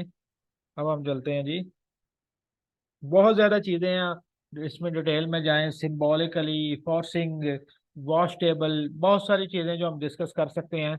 लेकिन फिलहाल हम इसके न्यू नेटवर्क्स बनाते हैं और जाके कुछ चीज़ें आगे चलते हैं, क्योंकि हमने टीआईए से भी कुछ ना कुछ इसको टच देना है, ताकि मैक्सिमम चीज़ें हम कवर भी हम कर सकें। बूट कैम्प में हम इंशाल्लाह इसको फिर ओवरऑल हर चीज़ को प्रोग्रामिंग वाइज डिटेल में करेंगे। यहाँ पे मैंने ओपन लगाया, और एक मैंने यहाँ पे जाके टाइमर लगा दिया, पल्स टेक्स्ट ओडीटी ओडीटीएस और ऑफ डिले टाइमर। ये 5 टाइमर हैं जी हमारे इसके अंदर, क्या कहते हैं, सिमेटिक मैनेजर के अंदर।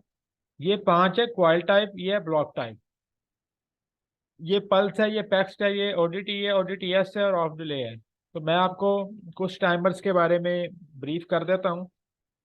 That is M0.2। टीवी क्या है जी, टाइमर वैल्यू कितना डिले देना है, S5T#10 सेकेंड। ये सिंटेक्स ऐसे लिखना पड़ेगा भाई, S5T#10 सेकेंड है, या मैंने 10 दिया है तो 10 कह लें। जो भी टाइम देंगे S5T# लिखने, आगे डिले आ जाएगा। 10S 10 second, 10H 10 hour, 10 capital M 10 minutes, 10 small ms। हम इसको यूं भी कह सकते हैं, 10 आवर 12 मिनट 23 सेकेंड, ये लेंगे। ये भी आप दे सकते हैं, जो कि उसने इसके अंदर तो दे दी है एरर। 5T # 10 second. इसका मतलब पॉइंट्स में वो टाइम इसमें नहीं ले रहा अभी। यहाँ हम देते हैं टाइमर का नेम T0 या उसकी आउटपुट।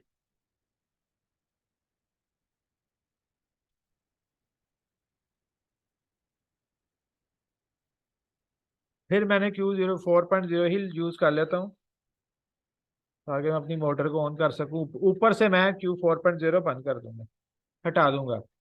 ना भी हटाऊंगा, आप ऊपर वाले ने चलना कोई नहीं, बिकॉज सिमंस और किसी भी पीएलसी का रूल है लोअर लाइन हैजन प्रायोरिटी।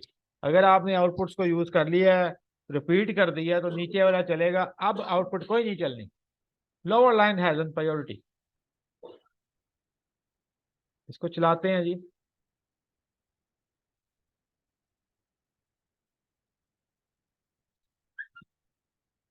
अच्छा, पल्स टाइमर करता गया, इनपुट आएगी तो timer start, output start, after 10 second output will be of. इसको करते हैं मॉडिफाई टू 1। देखें आउटपुट कोई नहीं ऑन हुई, मोटर नहीं चली, कॉन्ट्रैक्टर नहीं लगा। क्यों? आप लोग तो जानते हैं, आप लोग भी जानते हैं, बोर्ड कैम वाले भी जान जाएंगे जो अभी नेक्स्ट आने वाले हैं जी। क्यों नहीं चली? क्योंकि एड्रेस रिपीट हो गया है, Q4.0। अब नहीं चली ये एड्रेस, आउटपुट का एड्रेस हम आउटपुट पे रिपीट नहीं कर सकते, तो ये यहां से ही चलेगी ये, और 10 सेकंड के चले के खुद ब खुद ही बंद हो जाएगी।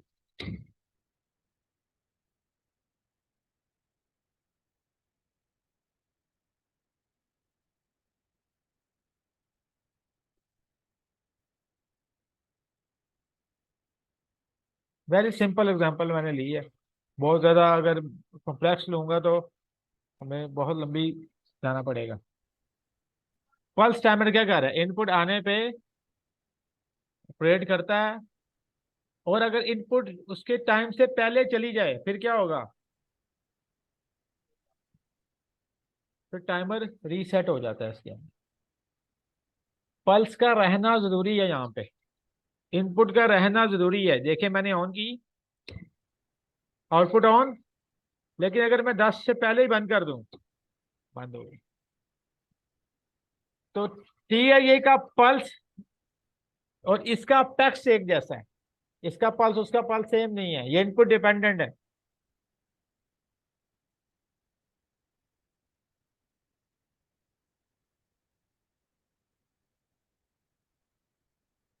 Make sense? तो लेकिन सर एक चीज मैं इधर देख रहा था कि ये आपने जो है ना कि टाइमर का ब्लॉक यहाँ पे लगाया है, जी, ठीक है। तो जब से हम वो मिट्सुबिशी में थोड़ा सा काम किया तो उसमें ना हम बकायदा वो ब्लॉक में लगाते थे ना वहाँ पे जो है ना टाइमर की तो कैलकुलेशन करके तो वो उस हिसाब से इसमें जो है ना डालते होते थे वो डीएक्टिव वाले का।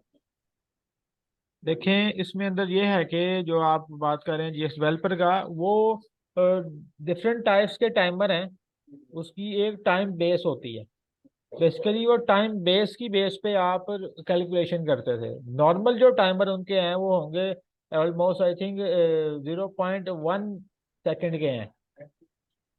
इसका मतलब है अगर आपने 10 सेकेंड का डिले देना है तो आप टाइमर वैल्यू में क्या डालेंगे? 100। 100।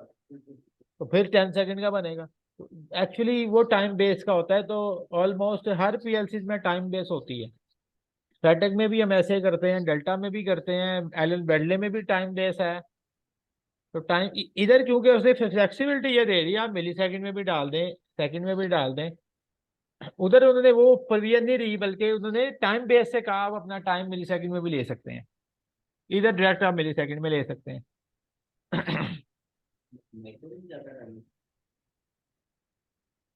माइक्रो में भी चला जाएगा, लेकिन माइक्रो के अंदर थिंग ये है कि पीएलसी का स्कैन साइकिल कितना है, उस पर बहुत डिपेंड करेगा। कभी ऑपरेशनल में आएगा, कभी ऑपरेशन में नहीं आएगा। अब पैक्स आपका इनपुट डिपेंडेंट नहीं है, पल्स आई वो काम करेगा। फिर वही लगा दी, अब ये वाला नेटवर्क कोई नहीं चलना। क्यों? लोअर लाइन हैजन प्रायोरिटी है। देखिए अब मैं इसे ऑन करता हूँ, आउटपुट कोई नहीं चली फिजिकली। क्यों? मैं नीचे दोबारा मैंने 4.0 यूज कर ली, नीचे वाली चलनी है भाई। ये लें जी,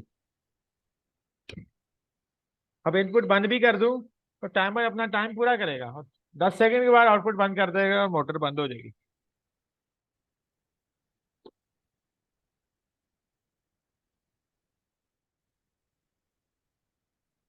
ODT timer, on delay timer.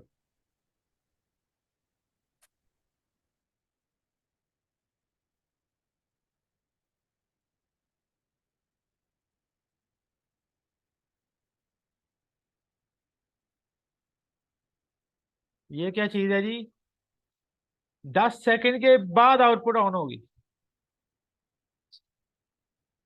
तो 5-7 घंटे की वर्कशॉप होती तो बहुत मजा आता। फोर्सिंग और बहुत सारी चीजें हम ला सकते थे, लेकिन इंशाल्लाह बाकी जो हैं वो कर लेंगे बूट कैम्प वाले तो।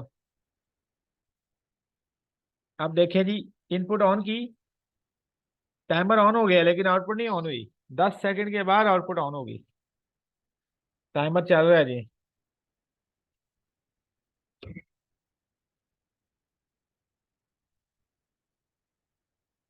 ठीक है जी। जैसे इनपुट बंद सब कुछ बंद हो जाता है। On delay is input dependent timer. तो टाइमर मैंने आपको बता दिए, और उसके बाद हमारे पास फंक्शन ब्लॉक्स हैं, ओडीटीएस है।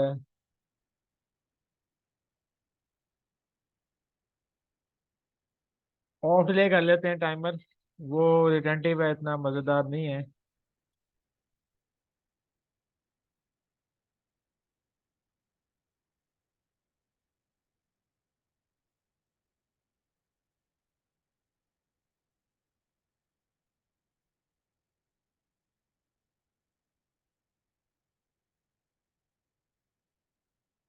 नहीं जी, अब ऊपर वाली कोई नहीं चलनी, 4.0 कोई भी नहीं चलना, लोअर लाइन है प्रायोरिटी।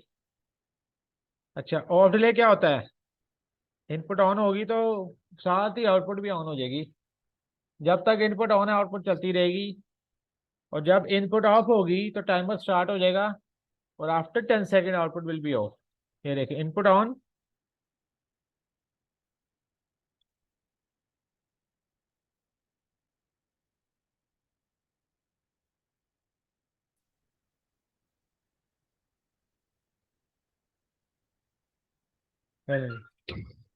आउटपुट ऑन, ऑन ही रहेगी।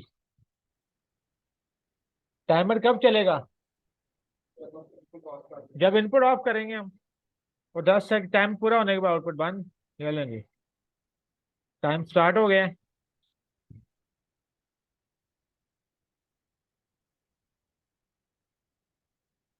and your output will be off। Concept ये हुआ कि क्यू इज आउटपुट, जो यहाँ पे ऑन होती है। एक्चुअली हम बाहर आराम से मोटर ऑन करा सकते हैं। बाद लोग जब हम सिमुलेशन पे जाते हैं ना, तो यही क्वेश्चन आता है जी, वो जी मोटर कैसे चल गई, जो बिल्कुल बेसिक में अभी स्टार्टर होते हैं। तो बेसिकली पीएलसी ने 24 वोल्ट निकाले, वो मैंने रिले को दे दिए, रिले ने 220 निकाल के आगे कॉन्ट्रैक्टर को दे दिए। कॉन्ट्रैक्टर ने लगा जो ही, मोटर की 3 फेज मोटर को मिल गई। Let's go to another software, that is a TIA portal with this one, and I have this program. I can download this one into the PLC again। इसमें भी detail में कुछ चीज़ें देखते हैं, इम्पोर्टेंट थिंग। दोनों को कवर करना था, डिटेल कवरिंग इंशाल्लाह हम बूट कैम्प में करेंगे।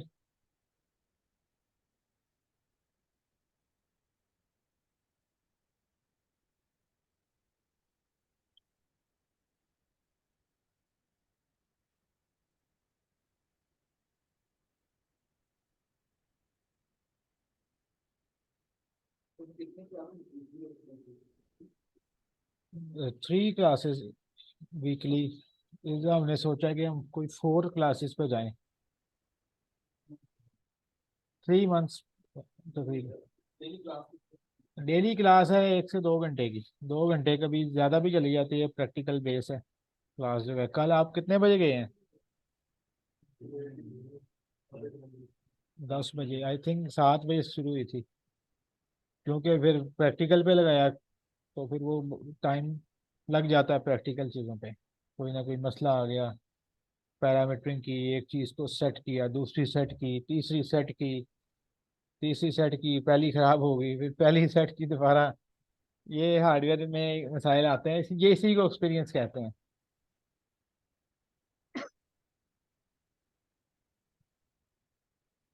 Modify to one. अब देखें मैं किससे चला रहा हूँ। ये पोर्टल से सॉफ्टवेयर लादा ये, जिसकी बात हो रही थी अभी।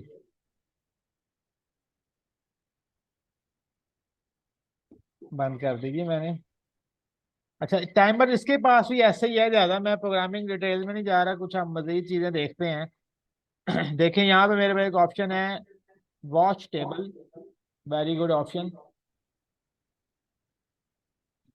Q4.0 है। मैं अपनी आईओस को देखें, अगर आपके पास है 700-800 टैग हैं,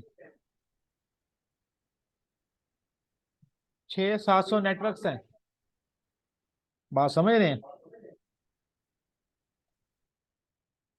6-700 नेटवर्क्स का प्रोग्राम है, 400 नेटवर्क 500 नेटवर्क पे प्रोग्राम जा सकता है, कोई बड़ी बात नहीं है। आम प्रोग्राम बन जाते हैं इतने तो। 100 से ऊपर तो ट्रैफिक वाला ही चला जाता है। That is somewhat a tricky program. Traffic signal से ज्यादा आसान प्रोग्राम मशीनों के हैं, प्लांट के हैं। Traffic signal is some is अगर 4 वे पेडेस्ट्रियन कंट्रोल अगर हम सिस्टम डालें तो that is that hard fast system with protocol control. अगर ये एग्जांपल मैं दे दूं तो नॉर्मली ये लगाया हुआ है हमने पीएलसी से प्रोग्राम करके। इसको चलें डिस्कस भी कर लेते हैं। देखिए वॉच टेबल में क्या, अगर आपके पास 100 ऑफ 1000 ऑफ टैग्स हैं तो आप क्या करेंगे, यहाँ पे स्क्रॉलिंग करते रहेंगे मेरे टैग्स की वैल्यू क्या है। भाई देखे ना, नेटवर्क भी तो हजारों होंगे। ये नीचे जा रहे हैं, नीचे जा रहे हैं जी, कहाँ पे है मेरा टैग, ऊपर देखेंगे नीचे देखेंगे, क्या करेंगे। बात समझ रहे हैं। तो भाई हम जिन टैग्स को देखना चाहते हैं वैल्यूज क्या आ रही हैं। लेट्स से आपका टेम्परेचर गलत आ रहा था, आप यहाँ पे देखें टेम्परेचर क्या आ रहा है, ना कि प्रोग्रामिंग विंडो पे देखें। Watch table is a thing to see. अब देखें मेरी Q4.0 ऑन है या ऑफ है, मैंने चेक करना है। तो मैं इसको मॉनिटर ऑन करता हूँ, देखें वो कह रहा है फॉल्स है, अभी तो ऑफ है ना। अब देखें मैं यहाँ जाता हूँ, ऑन करता हूँ, इसकी भी मॉनिटरिंग मैं यहाँ से ऑन करता हूँ।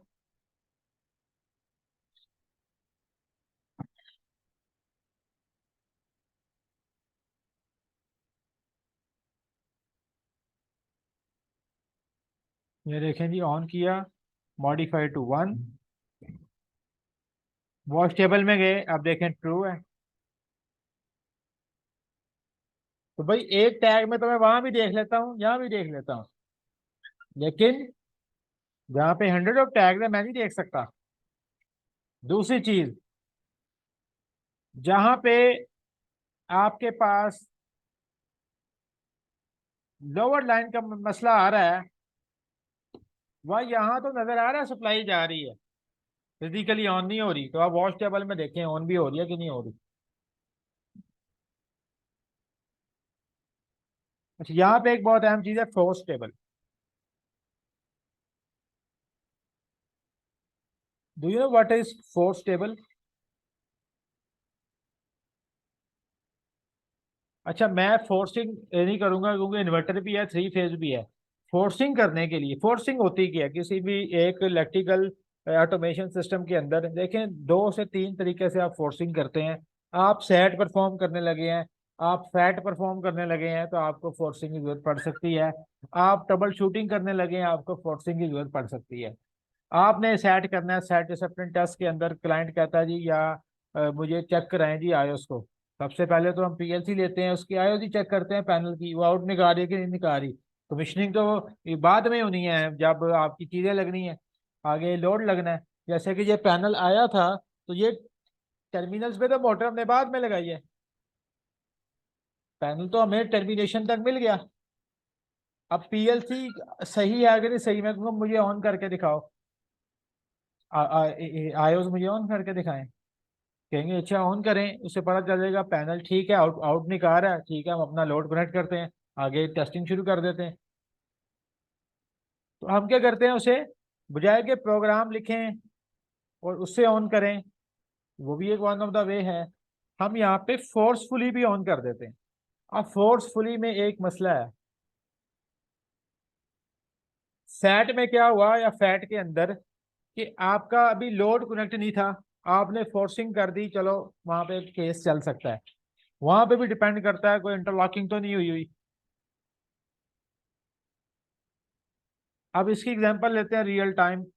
अगर सिस्टम एग्जिस्टिंग है और आपने कहा जी फोर्स कर दो, फोर्स का मतलब है आपने फोर्सफुली आउटपुट हाई कर दी, हो सकता है चार आउटपुट आपस में इंटरलॉक हो, इकट्ठी ना चले, आपने फोर्सफुली ऑन कर दी, तो इलेक्ट्रिकली या मैकेनिकली डैमेज हो जाएगी चीजें। जैसे कि फॉर एग्जाम्पल एक कॉन्टेक्टर है फॉरवर्ड मोटर का, एक है रिवर्स का, आपने कहा जी फोर्सफुली दोनों ऑन कर दो, अगर वो मैकेनिकली इंटरलॉक नहीं है तो दोनों कॉन्टेक्टर लग जाएंगे, line to line fault, short circuit हो जाएगा। कन्वेयर और रूलर एक साथ नहीं चलते, क्योंकि वो उसे हिट करता है, आपने इंटरलॉक किया है, लेकिन अगर दोनों चला दी उसने जाके उसे पुश कर देगा। तो इट मीन्स कि आप दो चीजें इकट्ठी नहीं चला सकते, आपने फोर्स करना है। इसमें ये होता है कि अगर रनिंग प्लांट में चला रहे हैं तो पहली तो बात है, जिस आउटपुट को करना है ना, बस उसी को ऑन करें, उसी को फोर्स करें। पहली चीज। दूसरी चीज है लोड डिस्कनेक्ट कर दें। जैसे यहाँ मोटर लगी है ना, मैं इसे फोर्स करके आउटपुट ऑन करेंगी, मोटर चल जाएगी, लेकिन फोर्सफुली चली, यही दो इंटरलॉक हुई होती तो वो तो शॉर्ट सर्किट हो जाना था। इस इट मीन्स कि मैं क्या करूंगा, लोड को डिस्कनेक्ट करूं, मैं पीएलसी की मॉड्यूल पे देख लूं आउटपुट ऑन हुई है कि नहीं हुई, दैट्स ऑल। या 24 वोल्ट में देख लूंगा आए हैं कि नहीं बाहर, वहां से पता चल जाएगा रिले ऑपरेट हुई या नहीं हुई, या वहां से वो ऑपरेट हुआ कि नहीं हुआ।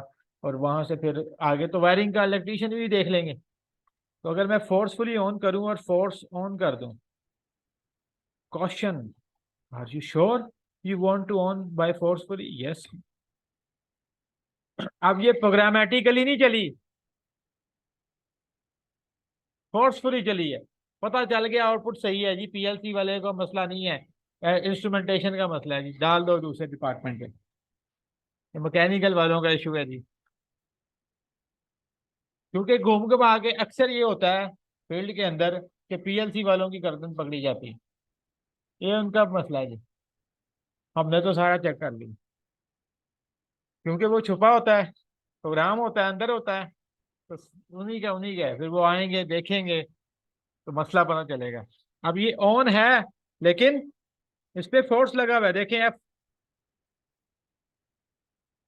बता भी रहा है कि मैं ऑन हूं लेकिन फोर्सफुली, मुझे पता चल गया मेरी आउटपुट ठीक है भाई, आगे वायरिंग में इशू होगा, पंप में इशू होगा, कॉन्ट्रैक्टर में इशू होगा, मोटर में इशू होगा, आउटपुट नहीं कर रही है, I can stop the force, monitor कर दिया, फोर्सफुली ट्रू है, यस, फोर्स रिमूव होगी क्योंकि होल्डिंग थी तो होल्ड हुई है वो।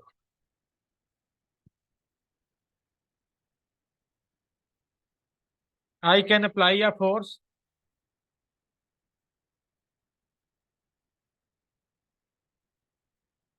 देखें जब फोर्स लगी हो ना, तो पहली बात है मेंटेनेंस मोड ऑन हुआ होता है, फोर्स तभी लगनी जब कोई मेंटेनेंस चल रही है।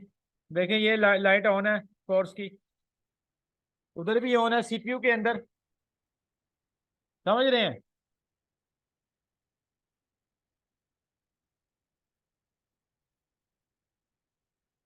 मॉड्यूल लेकिन एग्जिस्ट कर रहा है और ओके है, मॉड्यूल में इशू नहीं है, ये उसका आ गया हिस्ट्री है, इसके साथ क्या क्या हुआ, कब ये स्टॉप में गई, कब ये स्टार्ट में गई।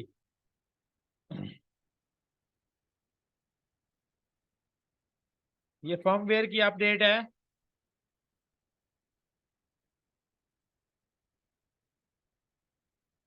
ये इसका परफॉर्मेंस डाटा है, ये टाइमर्स कितने हैं आपके पास, काउंटर्स कितने हैं।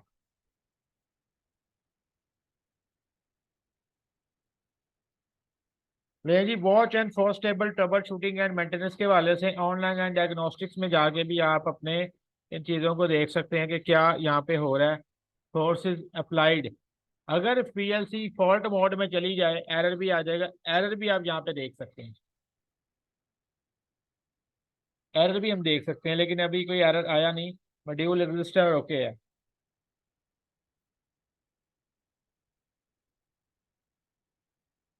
One a very beautiful thing that is cross references. इस पे देखते हैं ये क्या चीजें हैं। यहाँ पे देखें क्रॉस रेफरेंसेस के उसमें बता दिए मेरे जितने टैग हैं किस किस नेटवर्क में यूज हुए हैं।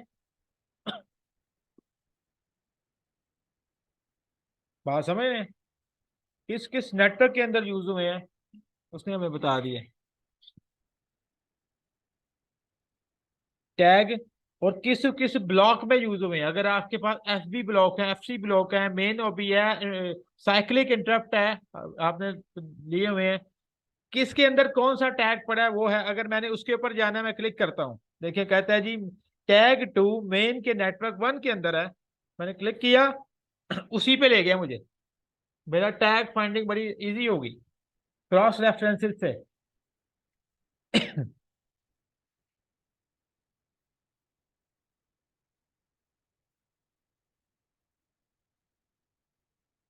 ये देखें यहाँ से मैं प्रोग्रामिंग लैंग्वेज को शिफ्ट भी कर सकता हूँ वाया ऑफलाइन ऑफलाइन करके। उससे पहले मैं असाइनमेंट लिस्ट बता देता हूँ। ये देखें आपकी जो आयोज है ना, अगर ये आप लोग जो कि ऑलरेडी बूट कैंप में हैं या कर रहे हैं, वो देख रहे होंगे कि जो इनपुट आउटपुट मैंने यूज कर लिया ना उस पर डॉट लग गया है। ये देखिए Q4.0 की है, ये डॉट लगा हुआ है, डायमंड बना हुआ है।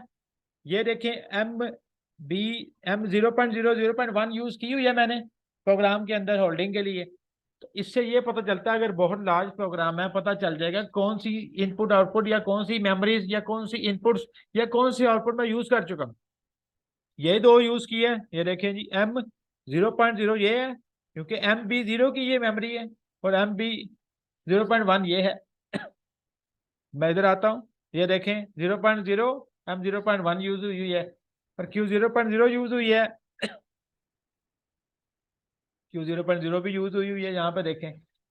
क्योंकि जब प्रोग्राम बहुत लंबा है तो फिर आपके लिए डिटेक्शन मुश्किल है यार, कौन सी यूज होगी या नहीं हुई। यहाँ से देख लें असाइनमेंट लिस्ट के अंदर।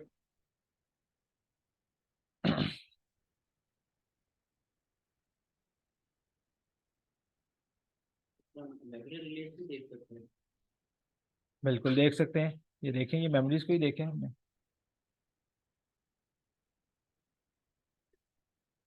अच्छा जी अब देखें जरा अगली चीज है जो कि इम्पोर्टेंट आ गई।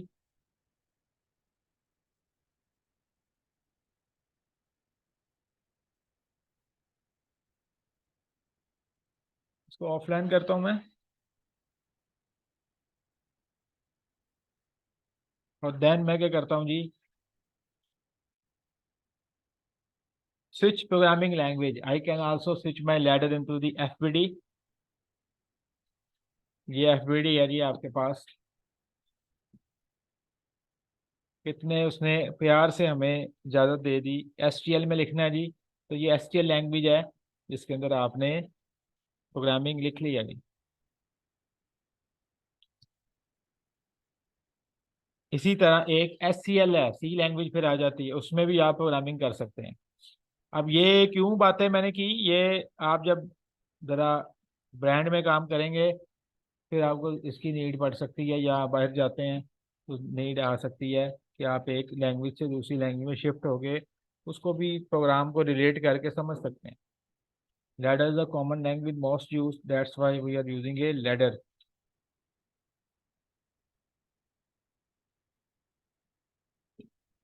क्लियर हो गया जी ये चीज़। सो एनीवेज हम चलते हैं आगे अपने सिस्टम की तरफ। काफ़ी सारी चीज़ें हमने कर ली है। वीएफडी पे हम काम बात कर लेते हैं इन्वर्टर्स के ऊपर। ऑलरेडी वी हैव डन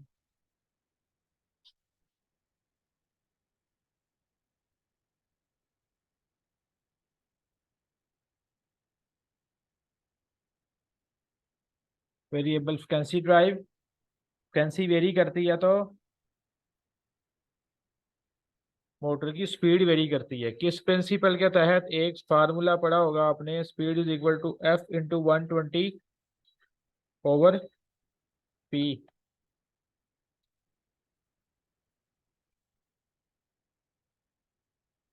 या आपने फार्मूला पढ़ा हुआ है, ऐसे ही है।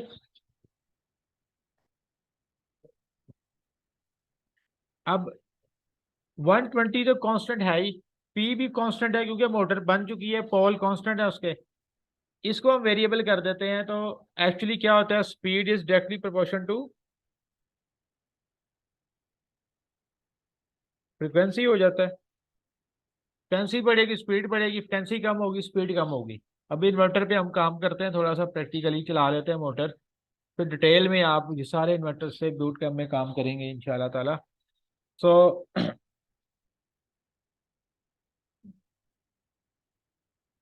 अच्छा जी, first of all single to three phase, two to three phase और three to three phase inverter exist करते हैं। हमारे पास तीनों लगे हुए हैं। ये सिंगल टू थ्री फेज है, ये थ्री टू थ्री फेज है, वो टू टू थ्री फेज है, ये भी सिंगल टू थ्री फेज है। तो डिपेंड ऑन द आपके पास सप्लाई कौन सी मौजूद है, आप अकॉर्डिंगली मैनेज कर सकते हैं। और सारे ऑपरेटिंग में आप चला सकते हैं मोटर्स इसमें साथ लगा कर भी। हमारे पास SIMATIC MicroMaster Siemens S7, SIMATIC MicroMaster 440 Siemens की लगा हुआ, ये थ्री फेज है। ये इस वक्त आवाज़ भी ऐसी की आ रही। ठीक है जी, प्रैक्टिकल सेशन करते हैं, उससे पहले हम इसका थोड़ा सा डिज़ाइन और सिलेक्शन देख लेते हैं, फिर हम सीधा इसके ऊपर आके इसको ड्राइव कर लेते हैं some parameters, then we are going to close with that. ठीक हो गया। तो डायरेक्टली हमने देखा अगर VFD की रेटिंग जो है ना, अगर मोटर की रेटिंग है, अगर हम कहें VFD को साइजिंग करनी है, हम कहते हैं VFD का साइज कैसे निकलेगा, मोटर साइज मल्टीप्लाई बाय 1.2 या 1.3, 20 to 30% इन्वर्टर हम बड़ा ले लेंगे। इन द वर्ड्स के सिनेरियो बराबर भी ले सकते हैं हम, क्योंकि उसने उसको ड्राइव करना है मोटर को।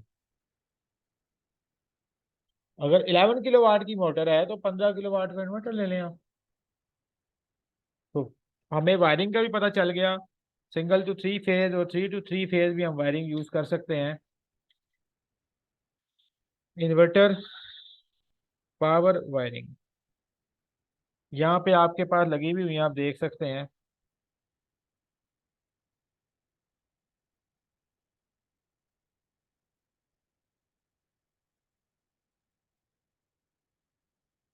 You can see this one.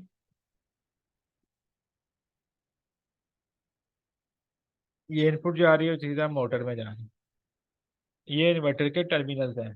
Simple RST for the input, और या U1 V1 W1, U2 V2 W2, ये भी यूज टर्मिनोलॉजी यूज होती हैं। You can C in the panel, ये हमारे पैनल पे लगा है, आप वो भी देख सकते हैं। यहाँ पे रिकॉर्ड में आ जाए इसलिए मैंने आपको यहाँ से भी दिखा दिया। ये देखें जी, very simple, RST for the input and UW for the output, three to three phase. तो अगर सिंगल फेज होगा तो फेज और न्यूट्रल ही जाएगा, लेकिन उसकी इतनी होनी चाहिए कैपेसिटी कि सिंगल फेज पे भी वो चल सके। टू फेज पे भी चला सकते हैं हम, और थ्री पे भी चला सकते हैं। बास का ये होता है, ये एरर को देखते हुए बास के बाद आप टू फेज पे सेट करते हैं, दे सिंगल फेज देते हैं, इन दैट केस 230 जाएंगे, वो सेट है 400 पे, अंडर वोल्टेज का एरर दे देगी वो। तो वहां पे आपको फौरन पता चल जाना चाहिए अंडर वोल्टेज के एरर से कि यार वोल्टेज को उसको बता दूं कि तुमने 400 पे नहीं चलना, 230 पे चलना है, तो एरर खत्म। एनीवेज, साइजिंग पता चल गई हमें। अब हम चलते हैं जी इसके कुछ क्या कहते हैं चीज़ों की तरफ।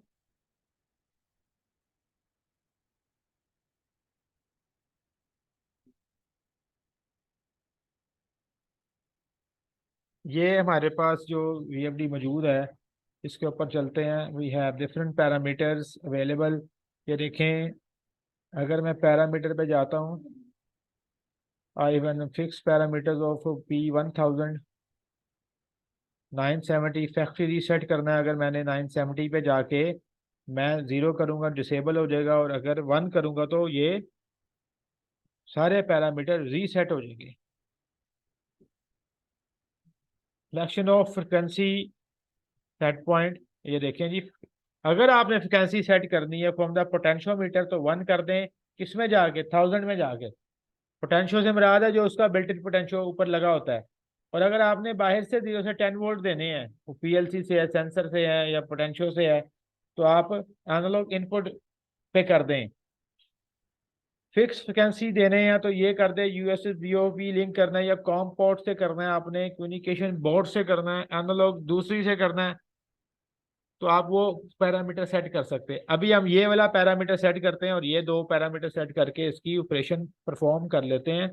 उसके बाद हम इसकी मैक्सिमम आउटपुट फ्रिक्वेंसी भी सेट कर लेते हैं और मिनिमम भी कर लेते हैं। ये दो पैरामीटर्स करते हैं, फिर डिटेलिंग आप इसको बाद में करते रहिएगा। ये देखें, मैं जाता हूँ 80 पे मिनिमम फ्रिक्वेंसी। आप चाहते हैं मेरी वीएफडी 10 हर्ट्ज से नीचे जाए ही ना, और 30 हर्ट्ज से ऊपर जाए ना, इसी के दरमियान चले, कोई दे भी जाए तो ना जाए। तो मिनिमम फ्रिक्वेंसी और मैक्सिमम फ्रिक्वेंसी P1080 पैरामीटर, इसमें जाके फ्रिक्वेंसी को सेट कर देंगे हम मिनिमम लेवल पे। इस वक्त 4 सेट है मिनिमम के लिए और 24 सेट है मैक्सिमम के लिए, जो अभी current setting of my inverter है। So we are now going to do this one. Parameter तो पीएलसी भी नहीं कर सकती। नो, पैरामीटर चेंजिंग जो है ना, ऑपरेशन ऑपरेशन करवा सकते हैं हम, सॉफ्टवेयर से पैरामीटर चेंज कर सकते हैं हम, इन्वर्टर के सॉफ्टवेयर से। अगर आप ये चाहते हैं कि आप पीएलसी से पैरामीटर चेंज करना चाहते हो तो that is very complicated possibility बन सकती है, लेकिन दैट इज, इसको आप नो ही समझे। आप इन्वर्टर के सॉफ्टवेयर से पैरामीटर चेंज कर सकते हैं या उसके कंट्रोल पैड से आप पैरामीटर चेंज कर सकते हैं। पीएलसी से हम उसको कंट्रोल करा सकते हैं, किसी के भी इन्वर्टर के नहीं कर सकते, कंट्रोल करा सकते हैं। या अगर आप इसमें करना चाहते हैं कि पीएलसी से पैरामीटर चेंज करने हैं, तो इसके लिए आपको कोई एक नया कुछ कंट्रोल डिजाइन करना पड़ेगा। RS485 से अभी इन्होंने कल की है, वो पैरामीटर नहीं, वो भी कंट्रोलिंग का रही। RS485 से हमने चेंजेस करते हैं, कल इन्होंने यही परफॉर्म किया। यहाँ पे हमने मॉडबस के थ्रू RS485 के थ्रू इनके पैरामीटर रीड किए, उनको ऑपरेट करवाया है। बात समझ लें, आपने 485 से HMI पे मैंने डाटा रीड किया और HMI से मैंने मोटर ऑन कर दी, तो कोई पीएलसी इन्वॉल्व नहीं।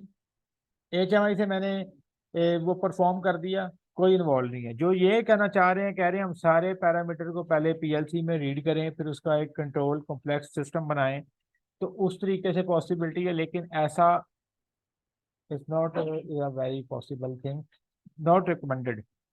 हो जाएगा लेकिन that will be very toughness इसमें आ जाएगी। ठीक है, हम सीधा मॉड बस से पैरामीटर लें, ऑपरेट करा लेंगे, कीपैड से चेंज कर लेंगे या इसके अपने सॉफ्टवेयर से चेंज कर लेंगे इन्वर्टर के। So let's go to the practical session with the inverter. So हम चलते हैं जी यहाँ पे प्रैक्टिकल सेशन के अंदर।